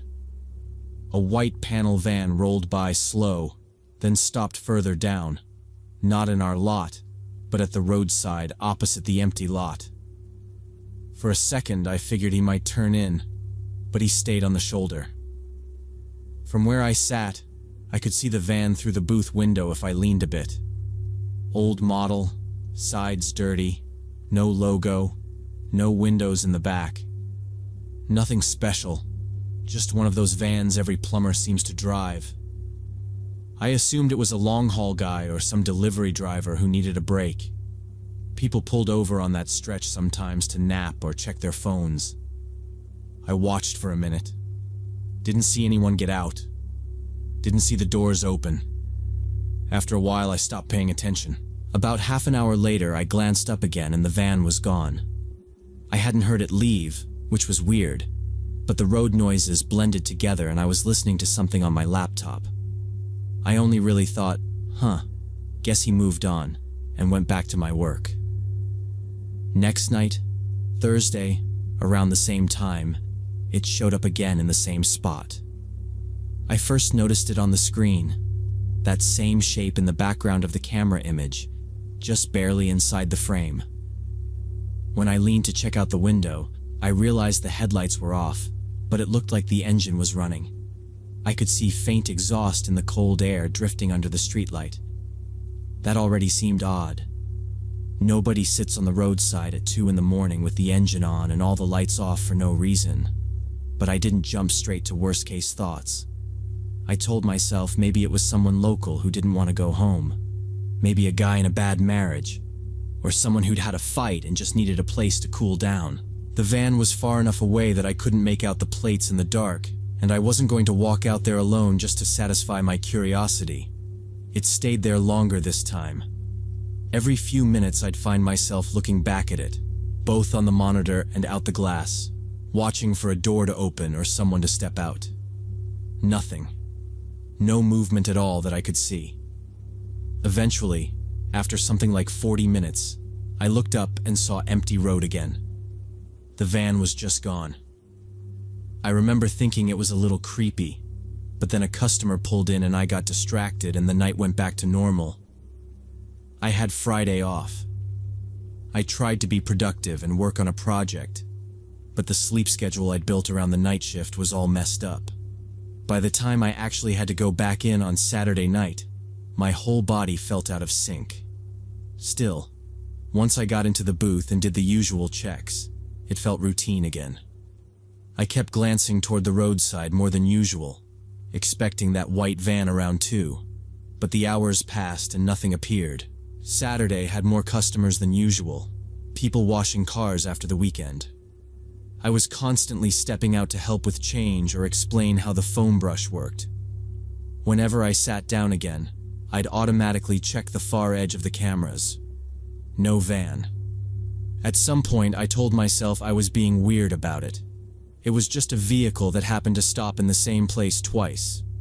The rest of the shift went like normal. Around 7 a.m., I collected the cash from the machine, sealed it in the bag, locked up the booth. My car, an old Honda, was parked at the edge of the lot about 30 meters from the booth, close to the exit. It was early dawn, still pretty dark. The streetlights were on but dim. I had my bag over my shoulder and the cash bag in my hand. I walked across the concrete, thinking about getting home and showering, when I suddenly felt this sharp chill down my spine. like something in me just locked up. That feeling when you're being watched. I stopped, turned around and froze. At the far edge of the empty lot, in the shadows, sat the white van. It had probably been there a while, I just hadn't seen it from the booth at that angle. I picked up my pace toward my car, but then heard the sound of an engine starting. The van began moving slowly from the empty lot in my direction. I switched to a jog, then to a run. My keys were in my jacket pocket, and of course they were buried in the corners. I shoved my hand in while I ran, fingers slipping on my phone, receipts, everything except the keys. Behind me, the engine revved louder and the tires squealed. They weren't just leaving, they were coming straight for the lot. I reached my Honda, heart pounding, and yanked my pocket inside out. The keys flew out and hit the ground, bounced under the door a little. For a second, I lost sight of them. I dropped to my knees, grabbing at the concrete, and in that moment, the van shot into the parking lot, way too fast, heading straight at my car. I snatched the keys, almost dropped them again, got the door open and threw myself inside. Out of the corner of my eye, I saw the van brake hard and slide sideways, stopping a few meters in front of me, blocking the exit. The side door started to slide open. The door hadn't even finished opening when I saw two men inside in dark hoodies. One was already stepping out. I turned the key with shaking hands. The engine clicked once, then again. On the third try, it coughed and started. I slammed the car into reverse. The Honda jerked back just as the first guy reached my door. I heard the handle rattle and felt the door jerk, but the car was already rolling. I didn't try to squeeze through the exit. I aimed for the strip of grass and broken asphalt on the side, bounced over the curb, and swung around the back of the van onto the road. I drove toward the nearest 24-hour supermarket. I grabbed my phone, hit emergency, put it on speaker, and told the dispatcher I was the night operator at the car wash, that a white van had tried to block me in, and two men had jumped out. She asked if they were following me. I kept checking my mirrors. The road behind me stayed empty. She told me to park somewhere busy with cameras and wait in the car until officers arrived. I pulled into the supermarket lot and parked by the entrance under the camera dome. I waited there in the driver's seat, watching the road. After about 10 minutes, a patrol car stopped near me. One officer came to my window while the other watched the road. I cracked the glass and went through everything again. I gave them the only description I had. Older white van, maybe a Ford, dirty sides, no windows in the back, two men in dark hoodies. I admitted I hadn't seen their faces and couldn't read the plates. Officers drove back to the car wash, but the van was gone and nothing to see. They checked the door and asked about cameras. When I said there were no cameras outside, only old ones in the booth, they opened a case but said it would be hard without plates.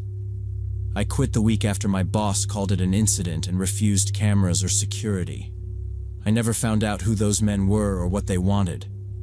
I tell myself it was about the cash in the machine, but the way they boxed me in and rushed my door makes me think it might have been something worse.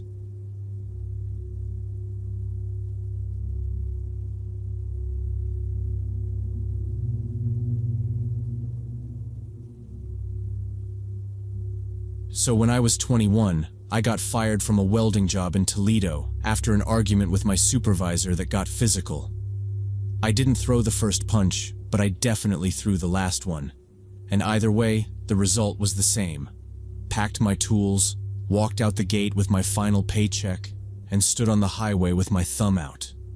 I was too proud and too angry to call my parents in Cleveland and ask for a ride. I didn't want to explain that I'd screwed up again. Didn't want to hear my dad's silence on the other end of the line. I told myself hitchhiking would just be a temporary thing, one ride to the next bus station. But I knew I was really just avoiding that phone call. Cars went by without slowing, drivers giving me that quick, guilty look and then pretending they hadn't seen me. After a while, an old gray Ford sedan, 90s model with a dent in the rear fender, drifted onto the shoulder and stopped a few yards ahead. Driver's window came down halfway. The guy behind the wheel was maybe mid-40s, work jacket, baseball cap, dark circles under his eyes. He asked where I was headed. I said Cleveland. He nodded like that worked for him and told me to get in. Inside, the car smelled like coffee and cigarettes. There were fast food cups on the floor and a thermos wedged between the seats. For the first half hour, we didn't talk much.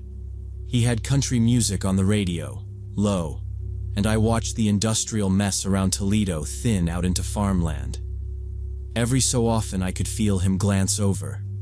But that's normal when you pick someone up off the side of the road, so I let it slide. Then he started in with the small talk, where I was coming from, what I did for work, if I had family in Cleveland. I kept it short, said I'd been at the factory, was heading back to my parents' place until I found something else. He laughed a little and said he'd worked factories his whole life, knew what it was like when management pushed you around. They think you're a dog, he said. Whistle and you jump. He sounded more bitter than joking, but I agreed anyway. It was weirdly comforting that he seemed to be on my side.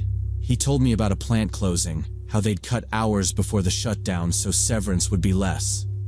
I found myself relaxing, even admitting I'd just gotten fired after a fight with a supervisor. About an hour in, he took an exit off the main highway onto a 2-lane back road. The change caught my attention. I asked if this was still the way toward Cleveland, and he said it was a shortcut, avoids traffic, gets there faster. His tone was casual, and I'd hitchhiked before. Knew people liked their own routes, so I didn't push it. The back road was narrow, fields on both sides, occasional farmhouse way off in the distance. No billboards, no signs for anything bigger than some tiny town I'd never heard of. Once we were on that road, he started talking more, like getting away from the highway loosened him up. He told me about his ex-wife who left him 3 years ago and took their daughter. His voice changed when he talked about her. Went tight, hands tightening on the wheel until I could see his knuckles pale.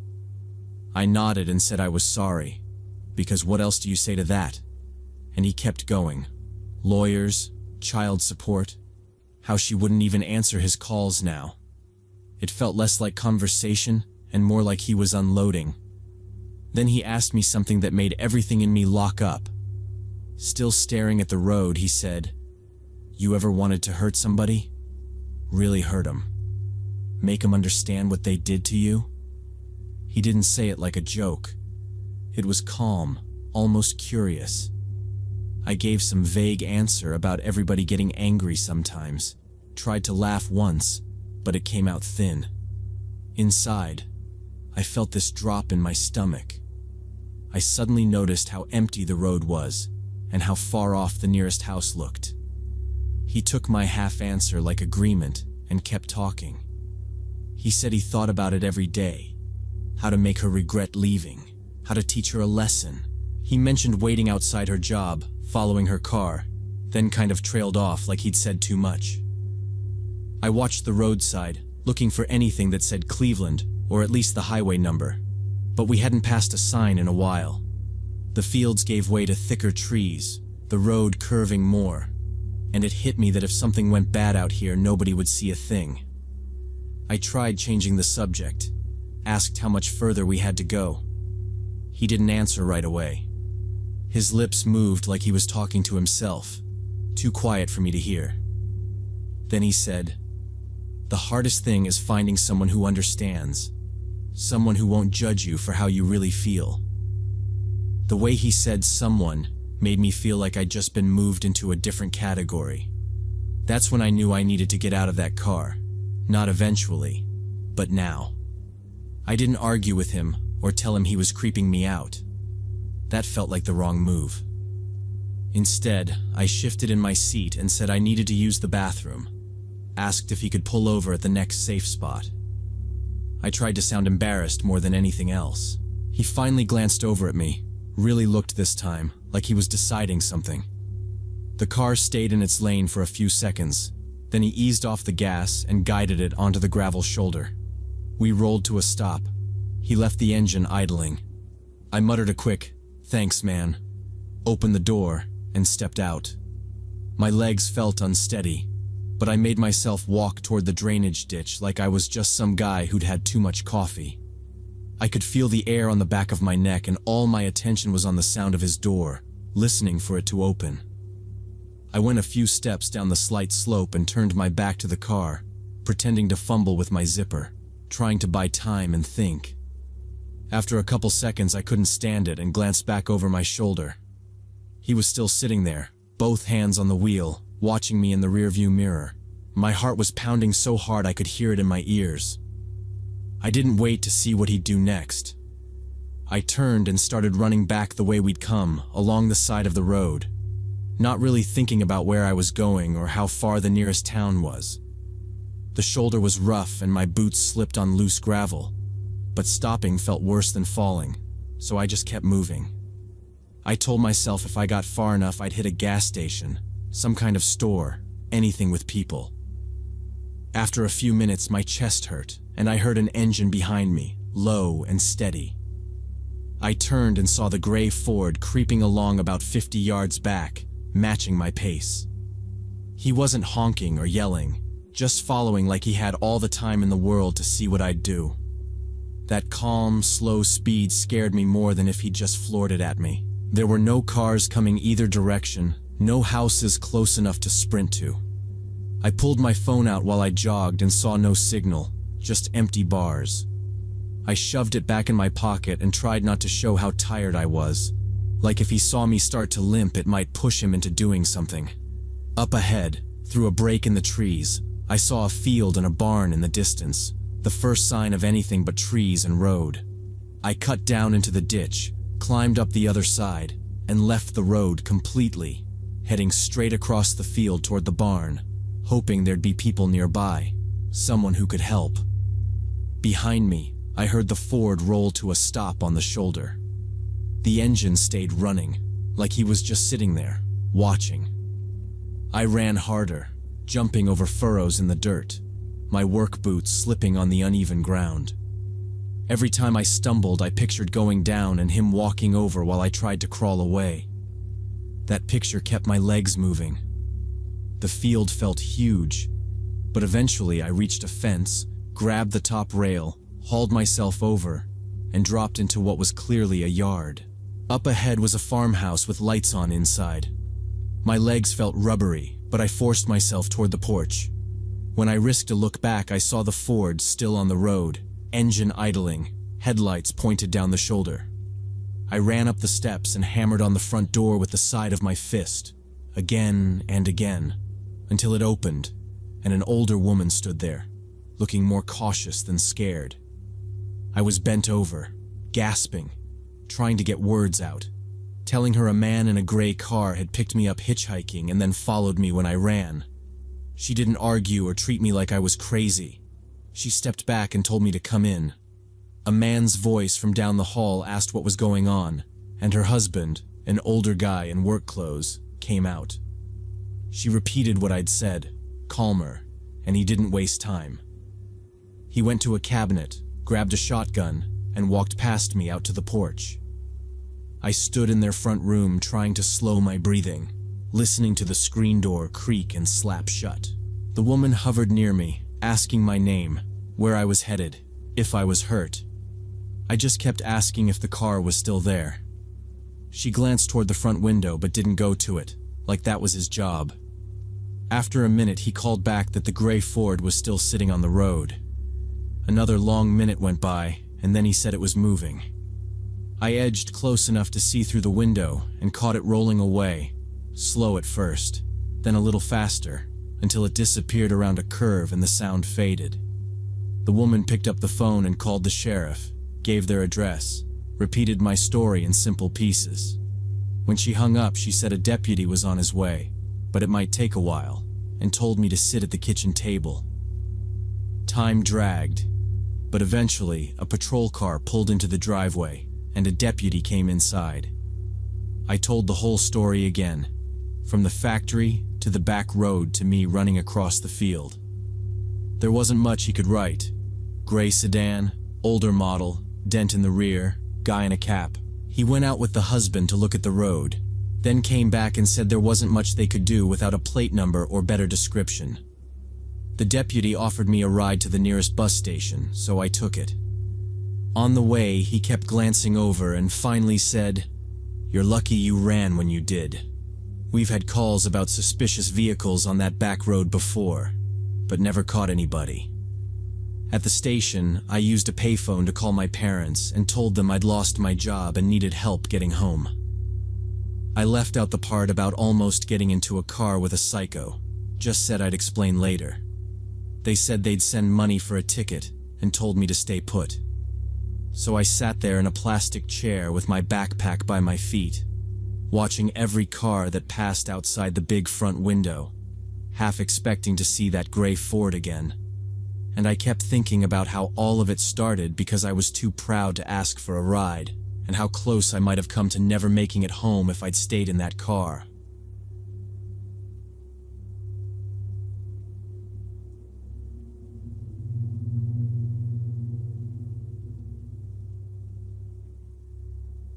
When I was 22, I was in my third year of college in Portland and working part-time at a small bookstore. Everything felt unstable then. My parents had divorced the year before after an affair, and I was stuck trying to stay neutral. I'd answer late-night calls from my mom, then early morning texts from my dad, trying not to take sides while they badmouthed each other. Money was tight, so I grabbed extra shifts whenever I could, and still lay awake doing math with my rent and tuition. Right around then, Laura got hired at the shop, starting the same week I did, and our schedules lined up almost perfectly. We were both 22, both stressed about school, and we started talking while we straightened shelves and complained about customers. A few weeks later, we were grabbing cheap takeout after closing, sitting in my car for an hour because neither of us wanted to go home. At first, Laura honestly felt like the friend I'd been missing, the one person who didn't act bored when I talked about my family. Instead of saying, "Wow, that sucks," she'd ask follow-up questions and remember details, like which aunt was siding with who that week. She'd show up with a coffee and say she could tell I hadn't slept, or text to check I got home safe after closing. Looking back now at 28, I can see how fast it all moved. But at the time, it just felt like finally having backup. If I said I was overwhelmed, she'd reply right away telling me to call any time, that sleep was overrated and friends came first. She'd stay late to help me restock, even when the manager told her she could clock out, shrugging that she hated being alone in her apartment anyway. Once she joked that we were work wives now and asked if I was ever going to leave her for some random guy. I laughed, said she was stuck with me, and didn't think much about how serious she sounded under the joke. Over the next few months, little things started to feel off, mostly around how quickly she could get hurt or offended. If I didn't answer her within an hour, I'd unlock my phone after class to 3 or 4 messages asking if I was mad at her. Once during a midterm, I left my phone in my bag and came back to a long text about how she clearly cared more than I did. She apologized later, blamed her anxiety, and I accepted it because honestly, everyone I knew was anxious, and I didn't want to lose her. Around 6 months in, my manager promoted me to senior sales associate, which meant a tiny raise and more responsibility. I told Laura on our break, expecting her to freak out with me, but she just gave this stiff little smile and said I was good at getting management to like me. She added that she didn't have that talent, then changed the subject, and for a while every nice thing my boss did for me came with a side comment from her. If the manager asked me to handle a display, Laura would mutter that of course her favorite got the job, half laughing like she wanted it to sound harmless. When I started seeing a guy from my study group, Mark, she met him twice and immediately decided there was something wrong with him. She'd roll her eyes when I mentioned him, say he gave her weird vibes, or that I was finally getting my life together and now tying myself to some mediocre dude. If I spent a weekend studying at his place, she'd text that I was forgetting who had been there when everything at home fell apart. I tried to be fair, splitting my time, inviting her to group hangouts. But slowly I started feeling guilty that anything in my life was going even slightly right. That winter, Laura mentioned a closed Facebook support group and urged me to join there anonymously. I dumped the divorce and money stress there, and soon supportive listener wrote long, careful replies analyzing feelings, suggesting ways to cope with situations. We started messaging privately on Facebook after one of my longer posts in the group. Supportive listeners said they had also gone through their parents' divorce and understood my pain. They wrote that they felt a special connection with me and were glad they could finally help someone who deserved it. It sounded intense, but I was touched. Over the next 4 months, we talked almost every day. I sent long messages between classes and during slow hours at the bookstore, telling them things I had not told anyone else about my family, money problems, and constant stress back then too. I even started talking about Mark, my boyfriend from class, telling every small argument and insecurity. Supportive listener always took my side, writing long replies about how I was strong and smart and deserved better from everyone around me. While that was happening, things with Laura at work were getting strange. She stopped waiting for me after shifts and barely looked up from her phone when I came in. Twice she forgot to pass along schedule changes from our manager, so I showed up wrong and looked unreliable in front of customers and coworkers. It started bothering me every single shift. In April, for my birthday, I decided to have a small thing at my apartment and invited a few classmates, Mark and Laura. It felt wrong not to include her. She showed up with a bottle of wine, hugged me, joked with Mark, and acted totally normal, so I started to relax.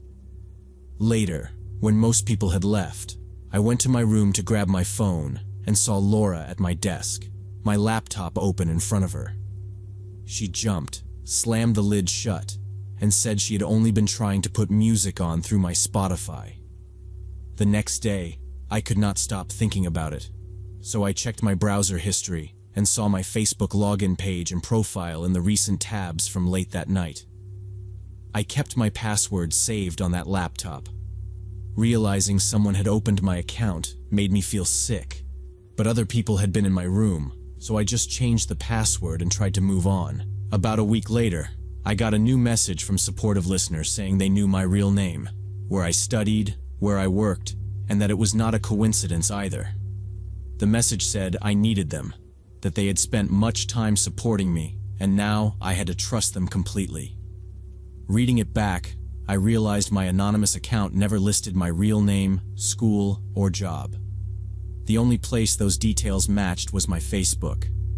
I took screenshots and sent them to Mark. When he called, he said it sounded like stalking and that the way they praised me as the strong one was exactly how Laura talked. I blocked and reported the account and then went to my manager, campus security, and the police to file reports. After the reports, nothing dramatic happened. Laura kept acting distant at work, and a few weeks later she quit by email and stopped showing up. Around the same time, the supportive listener account vanished from the group.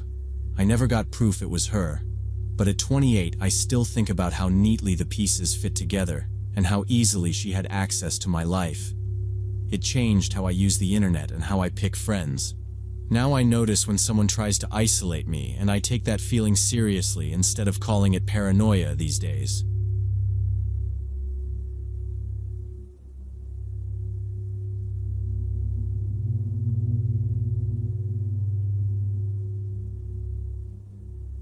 I used to work as a pizza delivery guy last year and lived in this tiny 5th-floor apartment in the downtown area. The place was small but cozy and, most importantly, affordable for a college student. I was juggling classes, late shifts, and exam stress, so as long as I had a bed, a fridge, and Wi-Fi, I was fine. The building had this double lock system where you needed a key for the main entrance and another one for each floor, plus your own door on top of that. People always said the building was basically a fortress. Living on the 5th floor, I believed that and felt weirdly safe. Then, a few weeks before the incident, I started coming home to lights on that I was sure I'd turned off. I'd leave for work in the evening, lock everything behind me, and mentally note turning the switches off. When I came back after a few hours of deliveries, my ceiling light would be on, or sometimes the bathroom light, or the little lamp in the kitchen. At first, I blamed my own memory. I was tired all the time, so forgetting a light didn't seem crazy. But it kept happening, like every couple of days. Nothing else ever looked touched. My laptop was where I'd left it. My clothes were in the same messy pile. The windows were still locked. Still, ever so slowly, that feeling crept in that someone had been inside my apartment while I was gone. At first, I chalked it all up to my own forgetfulness. I told myself I was overworked, half asleep, probably rushing and not paying attention. I didn't want to be the paranoid guy calling the landlord about imaginary break-ins, so I tried to ignore it. But the more times it happened, the more it got stuck in my brain. I'd be at work picturing my empty apartment and wondering if someone was walking around in there. Finally, I decided that if I was going crazy, I wanted proof either way. Before leaving, I started doing this little routine. I'd walk room to room, turn every light off, check the windows, lock my door, and then stand there and tug the handle twice. Then I started taking photos of my light switches with my phone right before I left. If I came back and something was on, I'd check the picture. Every single one showed the switches in the off position. That was the part that really messed with me. The pictures proved I wasn't just remembering wrong, but nothing else was disturbed, nothing missing, no marks on the door. The front door to the building always stayed locked, and you needed another key just to open the 5th floor door. There were only a few of us living up there, and I recognized all of them from awkward small talk in the hallway. I kept running through scenarios in my head: maintenance with a master key, some previous tenant who'd never turned theirs in. But I had no proof, and no good way to bring it up without sounding insane. So I just kept doing my routine, and tried to live with that constant low-level unease. One night I was getting ready for bed, lying there reading some boring textbook chapter and trying to keep my eyes open. It was late, around midnight, and the building was doing that usual quiet thing. Pipes ticking somewhere, elevator humming far off, a TV muffled a few floors down. I remember yawning, putting the book face down on the nightstand, checking that my phone was charging, and reaching over to turn off the lamp. The room went dark, and I settled back, already half asleep, when I heard a light scratching sound from my front door. At first, I told myself it was the pipes, but then it came again, very slow and deliberate, metal on metal, and a small clink like someone testing the lock. Adrenaline hit me so hard my hands went numb. Nobody could wander up to my floor. Whoever was out there had a key or knew what they were doing. I quietly slid out of bed and tiptoed to the living room. The scratching continued, slow and steady, and then I heard the door handle jiggle like someone was testing how much give there was.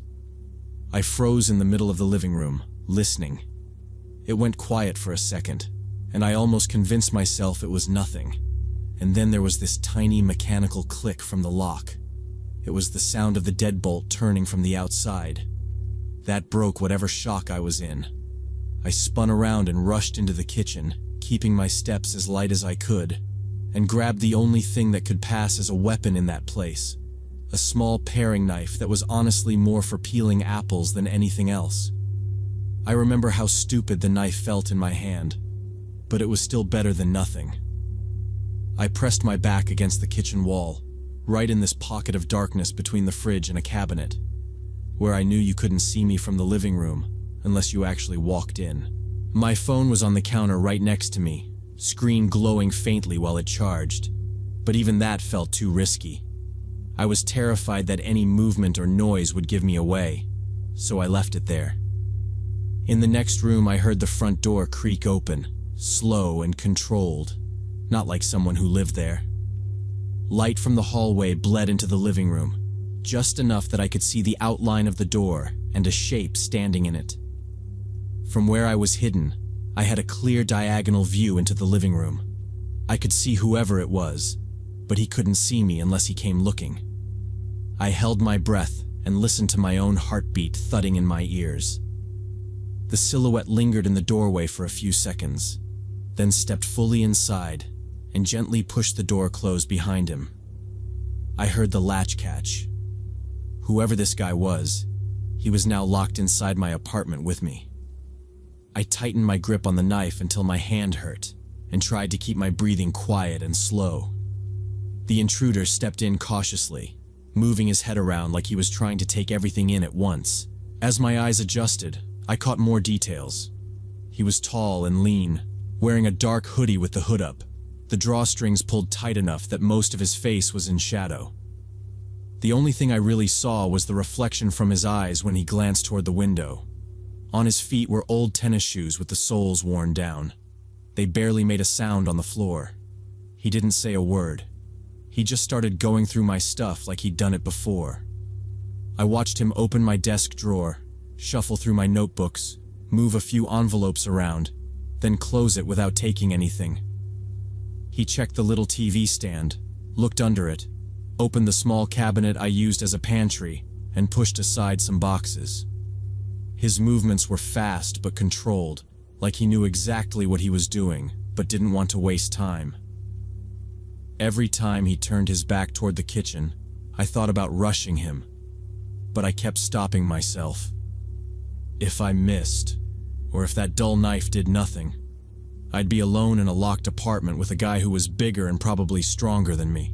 He kept circling the room, stepping closer to the kitchen entrance each time, like he was slowly working his way around the apartment. Those few minutes felt way longer than they probably were. I remember silently begging him to just grab something and leave so I could go to the police with a regular burglary instead of whatever this was turning into. At one point he paused near my bedroom door, looked in, then came back toward the kitchen.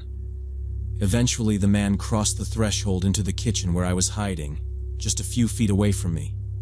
He still hadn't noticed me in the dark corner. To my horror, he casually reached out and flicked on the light switch with the back of his knuckles. The kitchen lit up in an instant. For a split second, we just stared at each other.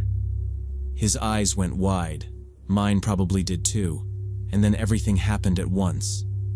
He jerked back in surprise, and I lunged forward on instinct, driving the little knife toward his upper body. The blade hit his left shoulder. I felt resistance, like trying to push into tough rubber, and for a second I honestly didn't know if I'd done anything at all. Then he let out this short, raw shout and grabbed at the wound with his hand. He swung at me with his other arm, a wild punch aimed at my head. I ducked, feeling the air move over me, and nearly lost my grip on the knife. I straightened up and lifted my arm again, ready to stab if he came closer, but he didn't. Instead, he spun around and bolted out of the kitchen. I followed him as far as the living room, just enough to see him yanking my front door open and stumbling into the hallway. There were small, dark drops on the floor where he'd been, a spaced-out line leading from the kitchen doorway to the entrance. I didn't chase him. I slammed the door shut, locked both locks with shaking hands, then finally grabbed my phone and called the police. When the officers showed up, they looked around, asked me the usual questions, and noted the blood. They talked about checking the building cameras and taking a sample, but it all felt routine to them, not urgent. In the weeks after, no one ever called me back with an update. When I followed up, they just said the case was open and they'd let me know if anything came up. As far as I know, nothing ever did. To this day, I still don't know for sure if the guy that night was the same person who'd been in my apartment before, turning my lights on and off and quietly going through my stuff. But I'm almost certain it was. The way he moved around felt too practiced, too familiar. After the break-in, I kept replaying everything and realizing how long he might have had access, how many times he could have been inside when I was working late deliveries. I moved out as soon as my lease was up, but even now I still double-check every door and every light before I leave any place. He didn't even bother to take anything.